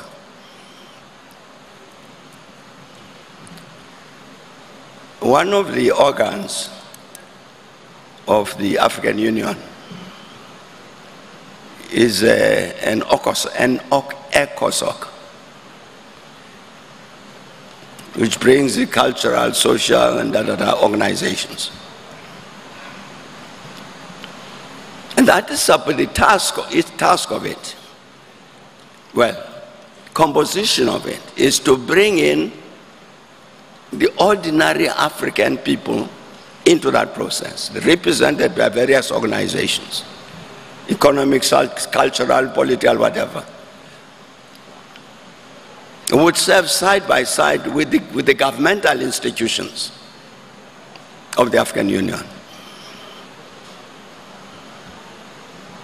But if I ask any one of you here to say, has it ever come to Tanzania that ECOSOC? We are an official body of the African Union. We are not government. We are not ministers. But we are trade unionists, we are youth organizers, we are women organizers, and so on. But we are an official structure. Yeah. I'm sure it's never come here. I don't know if other African countries ever come to. Because essentially it exists on paper. What's the problem?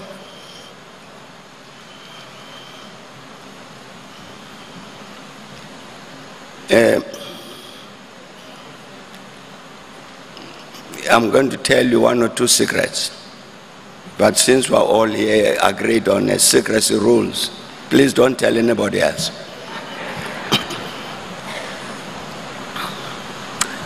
There were presidential elections in Cote d'Ivoire 4 years ago. The opposition parties got together and they contacted me to say, as you know, there are presidential elections in Cote d'Ivoire later in the year, but there are certain things that are not right. And so we'd like that the presidential election should be postponed so that we, the Ivorians, can sort out the things that are not right. And one of the things that they said was not right was the constitution, composition of the electoral commission. The matter had been taken up to the African people, the Court on Human and People's Rights, which had looked at the question about the composition of the Electoral Commission of Cote d'Ivoire and took a decision that that commission needed to be reconstituted because it was not in a fit state to conduct any election. That's a judgment of the African Court, and said this is what it must be changed and these things must be addressed and therefore it must be reconstituted. The government of Cote d'Ivoire ignored that decision. So the opposition, when they write to me, they say, part of what we want time for is for us as Ivorians to discuss a matter like that, to get the commission properly constituted to run the next elections and other matters. Can you please talk to the African Union, to ECOWAS, and United Nations to help us to address this particular matter? Yeah. So, which I did. So I communicated this message to all of these bodies. And to cut that very long story short, nothing happened. I then write to the AU Commission. And I said to the AU Commission, please don't observe those elections,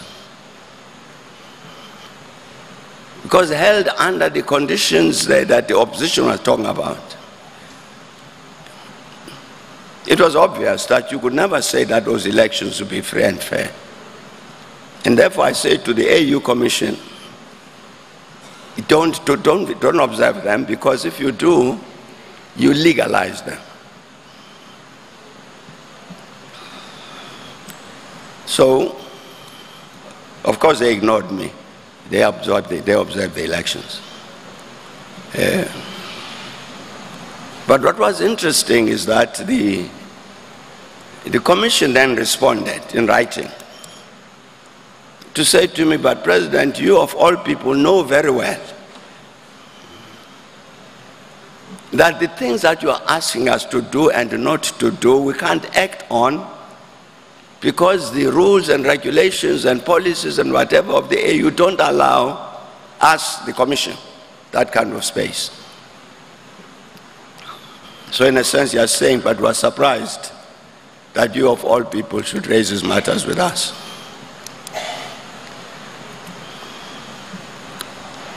I'm about to finish that story. So I responded to the Commission. I was very glad that they had written in response to say, thanks for your letter, but you are wrong for the following reasons. So I wrote back to them. And my response was 10 pages. I can see it's rumbling here. The letter was too long. People, that's what they think. It was 10 pages. And the reason it was 10 pages is because I was answering the Commission. I was answering their letter, pointing them to specific decisions of the African Union, which empower them to do the things that I was saying they must do. And they didn't know. They were not aware of these policy positions. For instance, the Charter on Democracy, President Kikwete would know this. Charter on Democracy, Elections, Governance, and so on. It specifically says, where the Commission deems that the conditions for the holding of elections have not been proper, the Commission must not observe those elections. It's in the Charter. But the Commission didn't know that. That's why they went and observed those elections.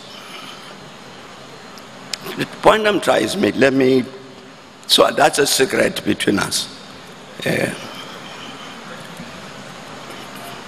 Then at a certain point, President Kikwete and the others, by this time I'm retired, so I'm not guilty.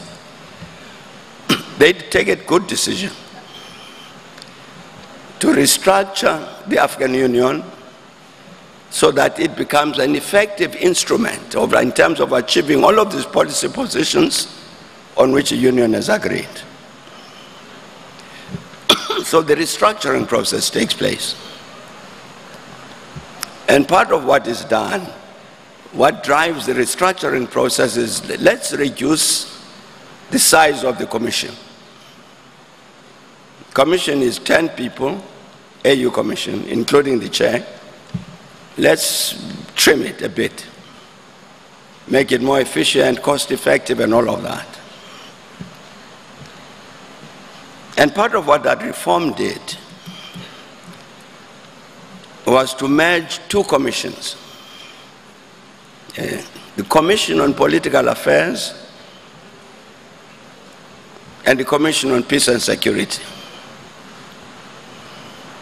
The current situation now is that you have a commission of the African Union on politics, peace and security, or political affairs, peace and security.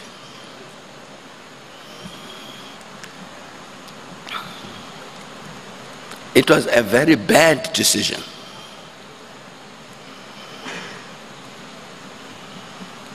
It might be cost effective in the sense that now you have only one commissioner instead of two. But the problem with it is that you are then killing what needs to be your lead commission, the Commission on Political Affairs. Simply because of the volume of work with regard to peace and security. The matter that were raised in our agenda here about peace and security, Pan-Africanism and all that, you know, it's a top-heavy matter on our continent, conflict in the Sahel, conflict in Sudan, in the two Sudans, in the Horn of Africa, and in Great Lakes, and so on. Naturally, the commissioner responsible for peace and security must attend to all of these things. You add the burden of the politics, they will say, no, I'll come to that tomorrow. And yet, the Commission on Political Affairs is the lead commission in terms of attending to the strategic challenges on the continent. If you say, which AU says, the issue of African unity is important. Dr. Ndlozi was saying we must act together. The enemies come for any one of us, member states of the African community, from outside. He was saying we must get together and unite and say we stand together as Africans. Who is the leader to produce that outcome? It's the Political Affairs Commission. It's not peace and security or commerce or whatever else. It's that commission which leads in terms of the building of this new South Africa, the new Africa defined in terms of, it's a Political Affairs Commission. But in the restructuring, it got killed. Because in the new Commission on Political Affairs, Peace and Security, it gets overwhelmed by peace and security. Now what I'm trying to do is I'm pointing to this, to give two examples, colleagues, is to say, in terms of looking at this renaissance and what to do about it, if you look at the institutions of the African Union, the institutions of the African Union, this continental organization which has given us a whole range of policy positions in terms of what is to be done. Who does it? This agency question has been raised. I'm saying we have an AU commission. Correct me, I don't remember a single instance when President Mbeki comes back from an AU summit and reports to the nation what the summit decided. I don't think we ever did it. So me and my delegation, we know what was decided, the country doesn't know.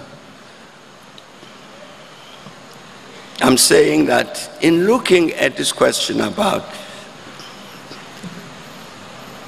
reigniting the Renaissance, the question of agency becomes important. And the point that has been made is very correct. That I think the phrase that was used was, we must take this notion of Pan-Africanism and so on back to the streets. That it got captured by the politicians and the bureaucrats. No, we must take it back to the people. That's correct. But I'm saying, if we say back to the people, what do we do about this history? We had African people's organizations that died. Who's going to resurrect them?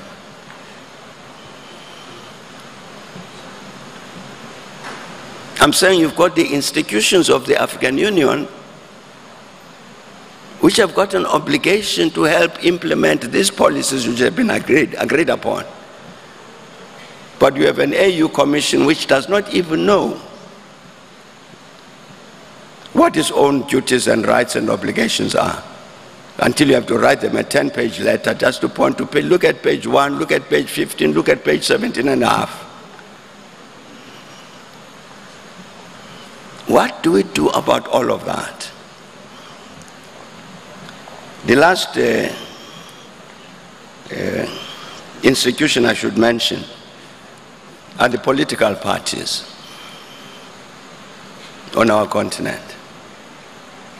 Because I think it's the first responsibility to reignite this renaissance and the political parties.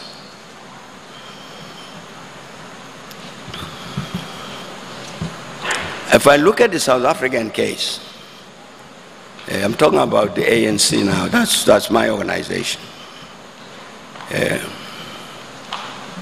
Over the years, the ANC has walked away from the African agenda.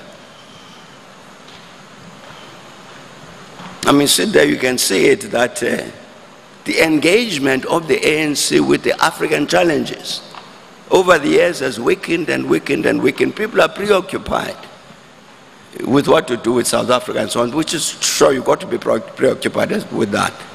But you can't do it at the expense of the rest of the continent. But that's what's happening. I see Ambassador Amimpungwe here in front of me. I'm finished with that story, President Kikwete. Some years back, I was invited by the youth of CCM, to come here. And they had a retreat in Zanzibar. So they said they wanted me to come and join them in that retreat. So I came and we went.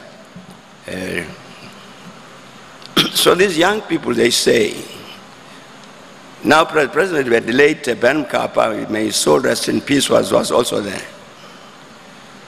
So they said, now President, you see, that front row, those are veterans of our struggle for the independence of Tanganyika and so on. Sitting in that front row. The rest is the youth. And now, what's happened, President, they say? If you look at us, I'm a lecturer at University of Dar es Salaam, I'm an accountant, that one is a lawyer, this and that and the other. We've got skills which are globally marketable. I'm Tanzanian, but I can get a job as an accountant anyway. You see these old people here, the veterans. You give them a mobile phone, they don't even know how to use it. They can't teach us any of those things. We can teach them. But here is the reason we asked you to come. These veterans here, many of them were teachers. But they were ready to sacrifice their position so that our country should be liberated. It's very principled people. So they don't have the skills I have to operate a cellular phone. I have those skills, but I don't have the value system which they have. And the problem is that we are going to develop from this as a youth to become the national leaders of Tanzania. With all the skills that we have, but without the values. Can you please help us to get these two things to emerge, the skills and the values? One of them, a young lady, says, you know, President, I contested for the position in the Youth League.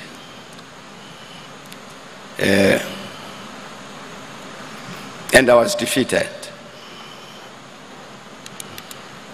But nevertheless, so as an official, secretary, or whatever, nevertheless, I was elected onto the executive.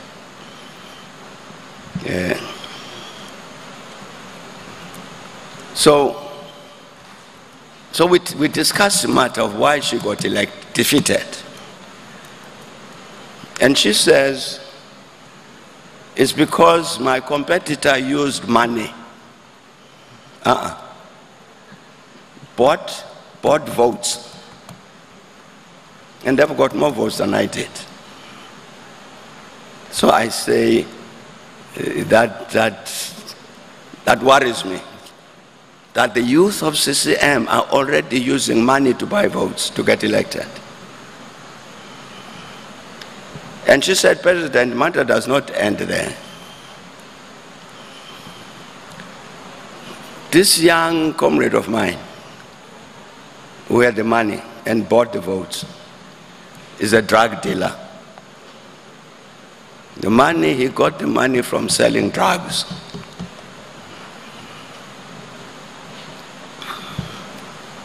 I'm saying, I'm ending with that story because I'm saying this reigniting of the African Renaissance, the first responsibility lies with our political parties on the continent, inspired by the spirit of Pan-Africanism and the sense of sacrifice which those veterans were sitting, those one were meeting in Zanzibar. But that spirit of self-sacrifice being loyalty to principle and loyalty to this Pan-African perspective. We're talking about Mwalimu Julius Nyerere here. We need more Nyereres today. Our political parties need more Nyereres. The tragedy is that President Kikwete, I'm sure you and I, when we sit in the corner and we go through each one of these political parties on the continent, we would come to the same conclusions, that things are not right. In the end, what does that mean? It means that the university, the students, and I don't know, I'm not going about it, the lecturers and professors, the students. The students of the University of Dar es Salaam need to sit together and say, we want to be part of the process of reigniting this Renaissance. We want to take our place, respond to our own responsibility to define the future of the continent, and answer the question themselves, well, what do we do as university students of this university? What do we do to achieve that objective? It's a task. I'm giving this as a task. The Chancellor of the university has agreed with me that I can give you that task. This university, it's an old home to me. I've been here many times, and the reason for that is because this particular university was the lead university in helping the continent to answer the question from 1960 when the continent gets independent. This university was very central to answering the question for independent Africa. What do you do with your independence? Now you've got it, you fought for it, very well done. But what do you do with it? This academic institution here was very, very central to answering the question, what does liberated Africa do with its liberation? I think this university has got that task again, to say, what do we do? What do we do as this university to reignite the renaissance of Africa, to which people like Mwalimu Nyerere devoted their lives? And the CEO of the Thabo Mbeki Foundation has said to me that what I must say to you, the students, that please contact the foundation, his foundation, Thabo Mbeki Foundation, because they are starting the process of the reactivation of the African youth, including the students, to organize themselves on the continent and to focus on this task. So he says, please,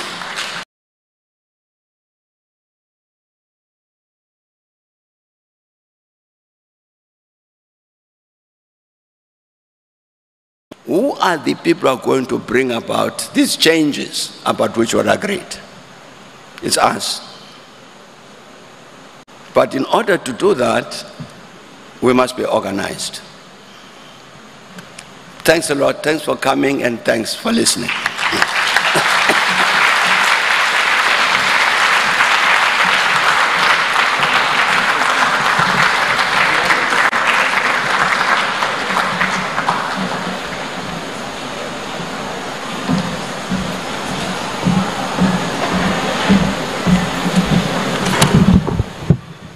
Distinguished delegates, let's give His Excellency Thabo Mbeki another big round of applause. Thank you very much. I've requested Your Excellency to remain back on the stage for two things. One, I will now invite His Excellency Dr. Jakaya Mrisho Kikwete to present a token of appreciation to you. Number two, we shall have a vote of thanks, and while at that, group photos. With your permission, now as President Dr. Jakaya Kikwete is coming, let's give him a warm round of applause onto the stage.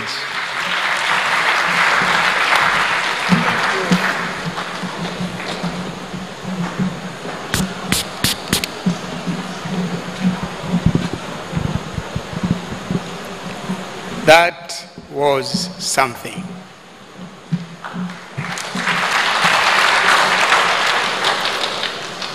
This is my senior brother, the Thabo Mbeki I have known for many, many years. Well, he's a young adult now, but he's still very dynamic. You can see clarity of thought, eloquence in speech.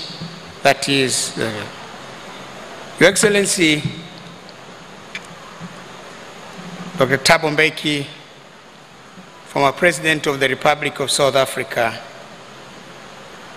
and our esteemed guest, Minister of Education, Science and Technology, Professor Thabo from Kenda, Chairperson of the University Council, Ambassador Mwanaidi Majal, Vice Chancellor Professor William Anangise,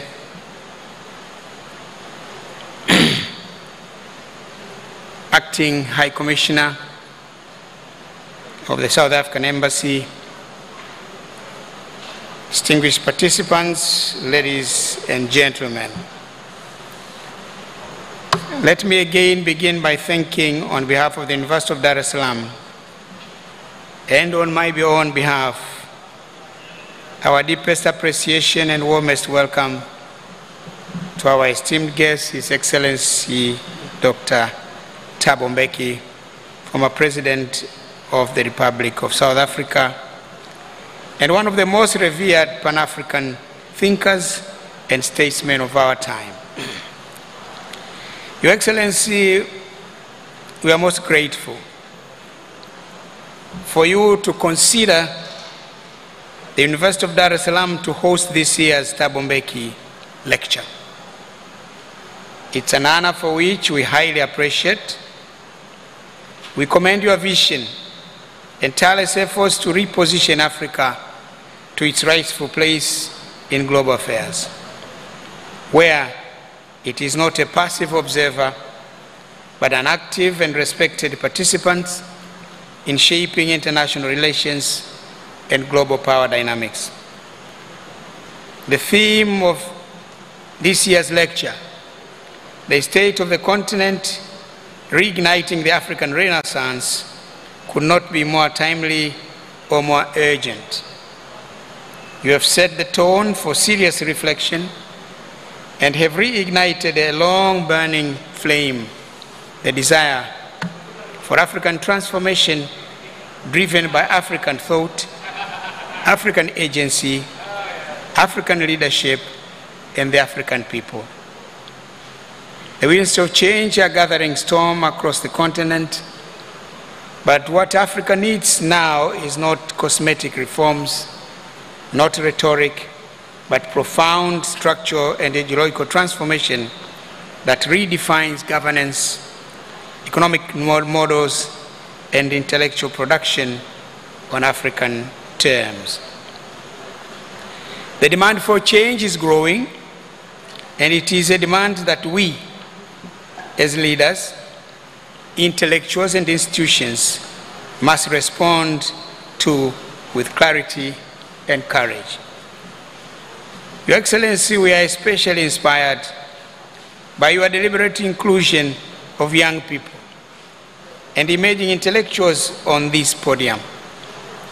That gesture speaks volumes about your continued belief in the power and potential of Africa's youth. They are indeed the lifeblood of our continent's future.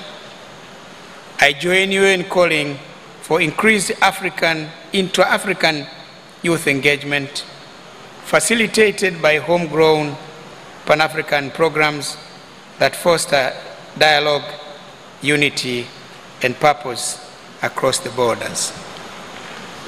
President, when you spoke about the role of this university, I remember when I was here, I was a student here, 72 to 75. That was quite a long time by any standards.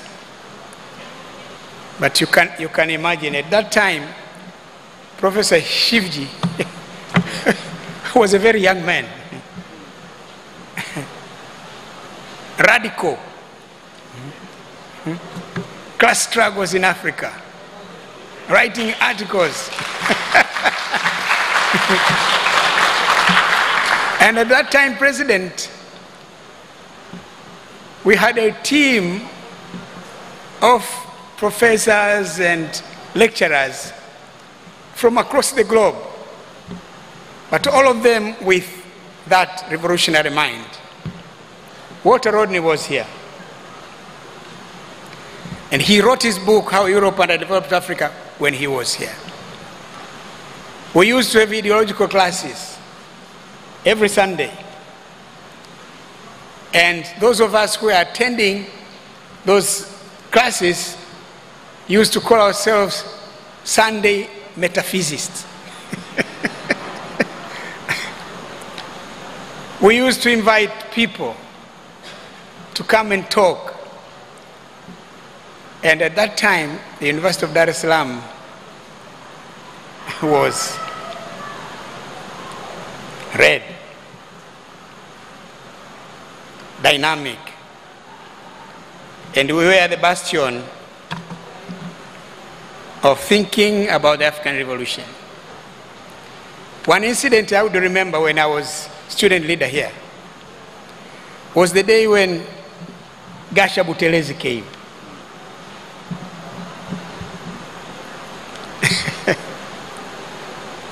As you see these guys here, he made a brilliant speech.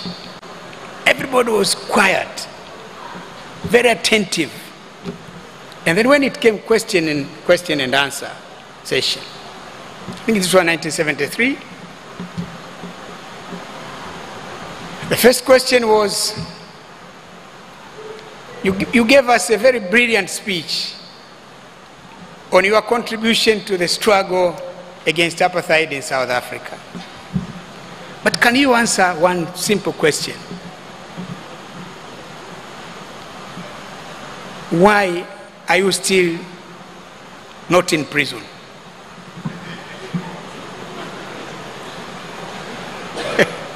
Nelson Mandela is in prison. Govan Mbeki, your dad, was in prison. That Logri, Walter Sisulu, and even. But why? And the other question that was asked, and the Boers have allowed you to travel and come to all the places but Tanzania. What the Boers at that time used to call Tanzania the bastion of terrorism in Africa. Then he says, oh, I came here, it is their own mistake. Okay, fine. The other question which irritated him was, what is your position on the armed struggle? Butelezi got so angry. He says, where are the guns? Then, you know, in those days when we had problems with anybody we don't want here, would simply start, go home, go home, go home, go home. Then students started chanting, go home, go home, go home. He left the stage, climbed down. He almost forgot his wife here.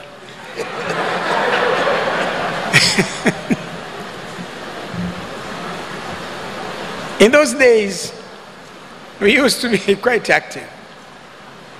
The other incident I will tell you was when Sir Alec Douglas Hume came.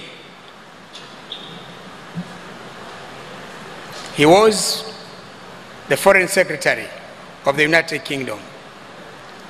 And at that time, the British were playing games with the question of the independence of Zimbabwe. So some people told us that he's coming. I was a student leader. What we did was to organize buses.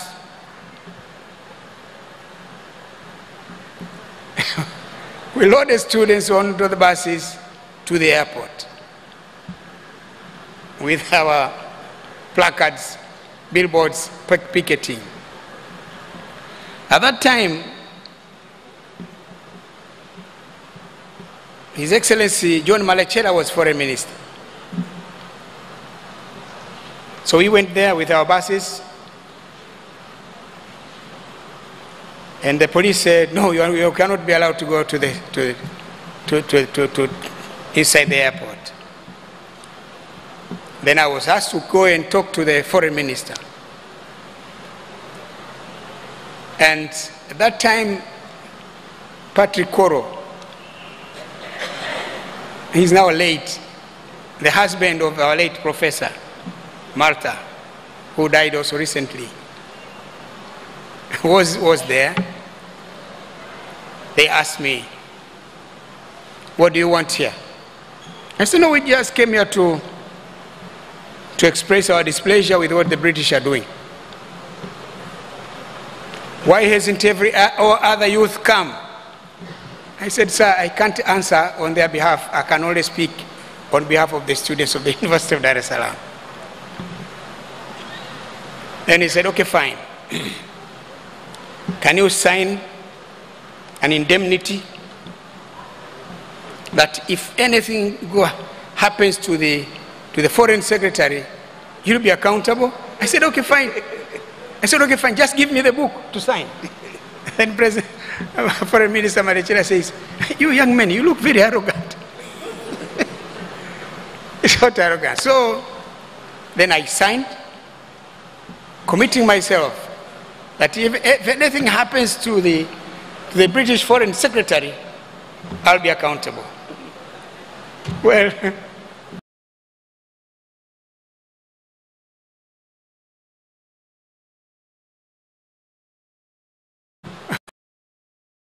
the British Super VC-10 was going to other direction. We said, let's go there. So as the plane was stopping, we also stood there. Hey, home, go home, home, go home, home, go home. Our student leader at that time was Martin Shinganya. And he said, don't worry, you just start reading our message. So we're reading the message. The British gentleman came down the stairs. So at some point I got worried because these young people now were trying to throw papers at him. But fortunately, he left unharmed. So I can recite so many stories of how committed we were to the struggle that was ongoing. But it was a combination of many things. The type of professors we had, and the time we had, because at the time, this was the time when even the national mood, the national aspirations were to fight for the independence of this country. Well, I'm the Chancellor. We have to reinvent ourselves as a university.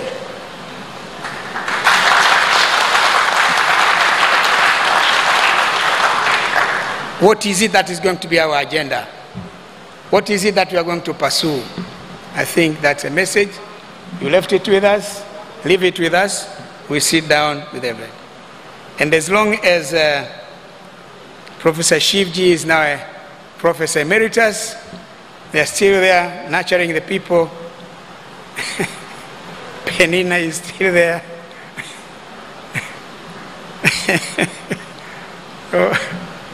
No. So that's the message. But what is important to me, President, is you are talking about African Renaissance. President Mbeki is the brain behind the whole concept of the African Renaissance. He presented this idea at the OAU summit in Algiers, and it was picked from there. A committee was set up with him, Chairperson Obasanjo, Abdullahi Wade, and the others.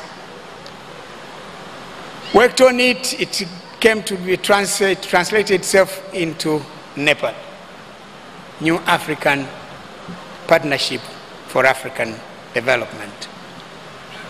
So for him to talk about reigniting, he is the right person to talk about it. And you and me are retired, but not very much tired. You expressed your displeasure with the reforms. They happened after I left. So I'm not part of that reforms. There was a time when I think President Kagame consulted us to give our opinion. Some of us gave a different opinion because this was chaired by President Kagame when they looked at it. So we had some ideas, but we thought they had already made up their mind. And when you are out of office, what you are doing is just giving advice. And when our advice was not heeded to, sure, you are one of them, well, what else do we do? It is those who were in office then, but I hope at some point they will appreciate. I agree with you entirely. Our organization is essentially political, so the Directorate of Political Affairs is the key directorate. But Africa has a huge problem of insecurity. You end one crisis, another one erupts. It's just like the crisis in Sudan. It just came from nowhere. Two generals fighting virtually for nothing, but they have destroyed the country. Khartoum is not the Khartoum that used to be. They're crazy guys, they're just bombing the place. So there is still a lot of security problems, security challenges, but I agree with you, President, there is need, and it is important, as you said. Our universities also should take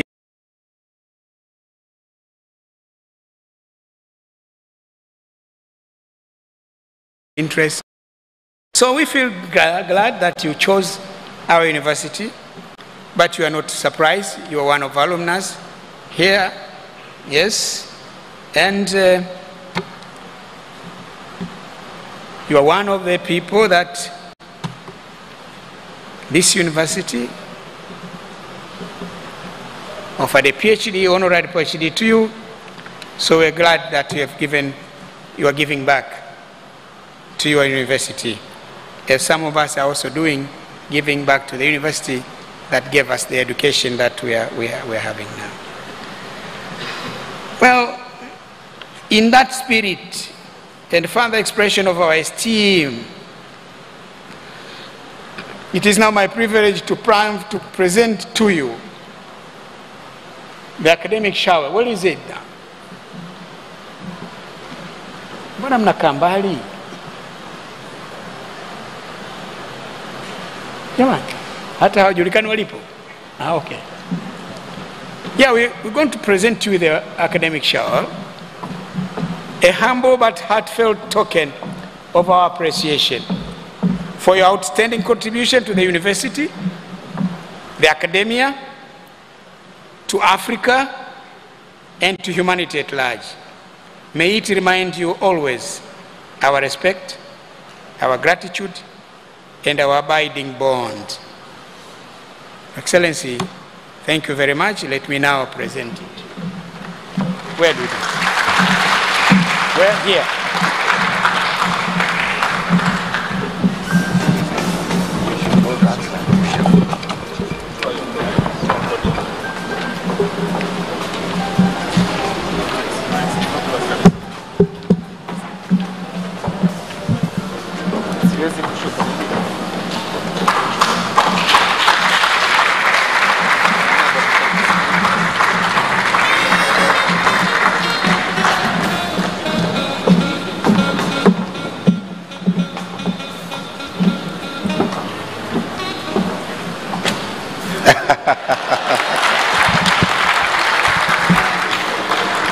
A bigger round of applause.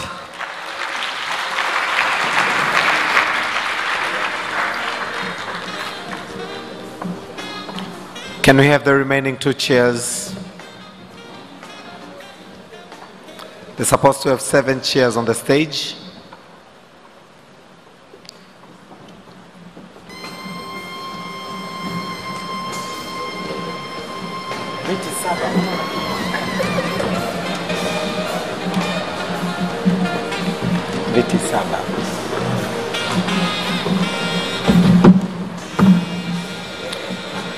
Can we please be seated as I request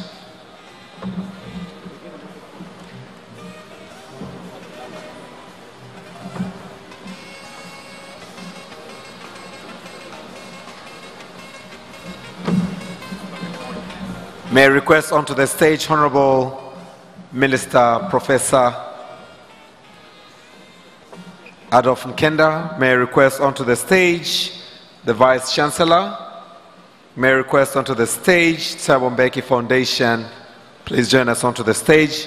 May I request to the stage Charge d'Affaires. Kindly come to the stage. And Ambassador Mwanaidi Maja, please join us onto the stage.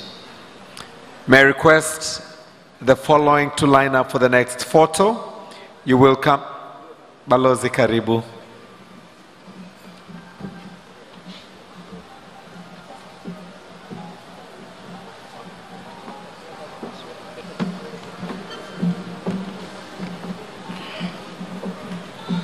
May I request the following to be on the line for the next session, which will comprise collaborators and partners, UNISA representative, Uongozi Institute, Nyerere Foundation, Uncle Gold Ashanti, and University of Dar es Salaam.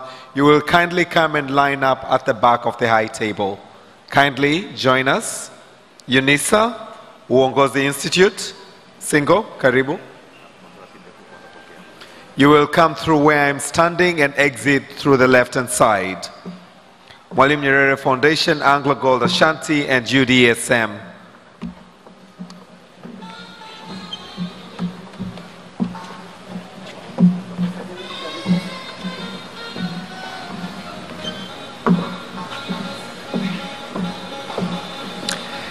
May I request those who gave their presentations, our presenters this evening, our presenters all who gave presentation, to please join us onto the stage after this photo.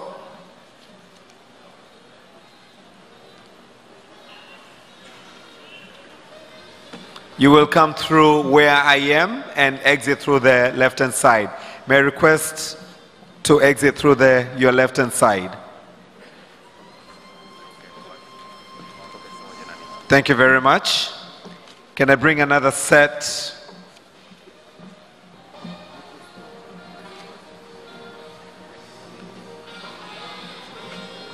So the next set will include Ambassador Azizi Lima, Ms. Olivia Pesha, Mr. Simon Shayo, Ms. Karine Dika, Professor Anthony, University of South Africa, Mr. Sabatho Nyamsenda, and Hazron Makundi. Please join me onto the stage for the last but one picture.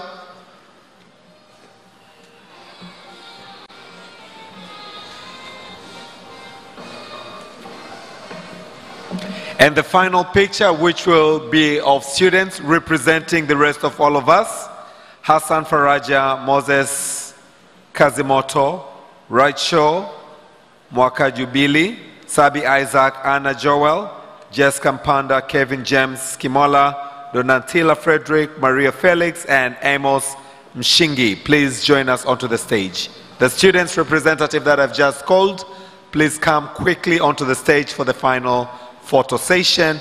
And after that, we will all be upstanding to allow our guests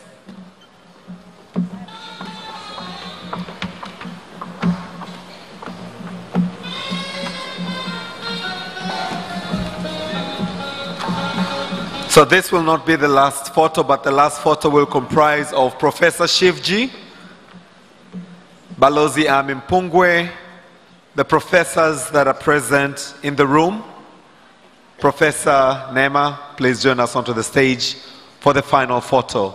Professor Shivji,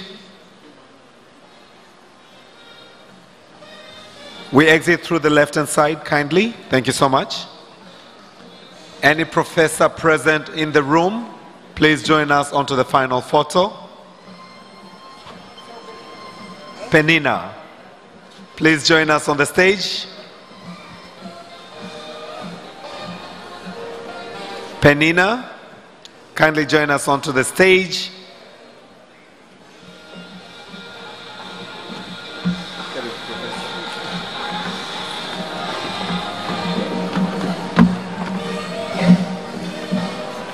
As they have been mandated to ensure that we take Africa back to Africa, this is the privilege for the professors present, both old and new. We also have professors from UNISA, professors from South Africa as well. Please join us. They have gotten onto the stage. Professor Shivji. Ladies and gentlemen, some of us are walking onto the dreams that they had. Can we give them a big round of applause?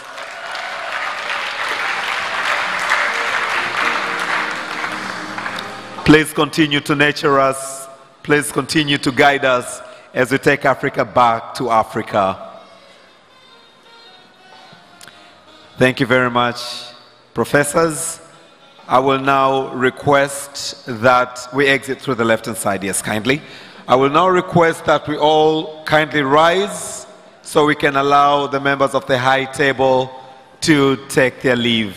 Asante sana, we appreciate, we truly thank you, Excellencies Thabo Mbeki, Excellency Jakaya Kikwete, Mheshimiwa Waziri, Mheshimiwa Mabalozi, the VC, we thank you so much. Can we all please rise?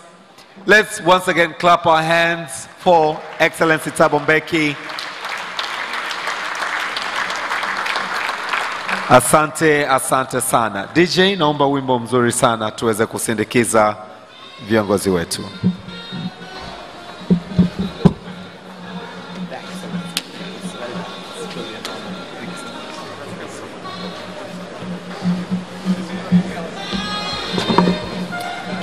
As they come down the stage, let's continue to clap our hands in appreciation of their dedication and commitment to reigniting the African Renaissance, the state of the continent.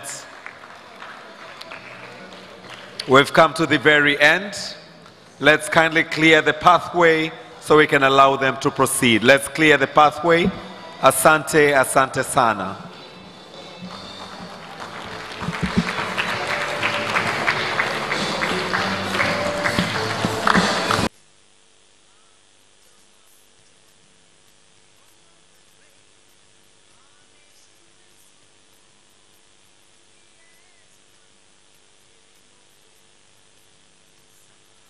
May I request all of us to remain in the room? Can we all remain in the room as the high-level guests exit?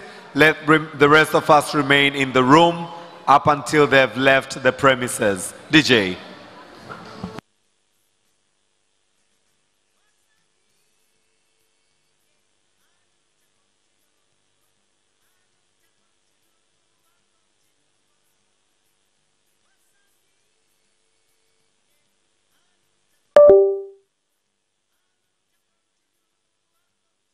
Please let us remain in the hall.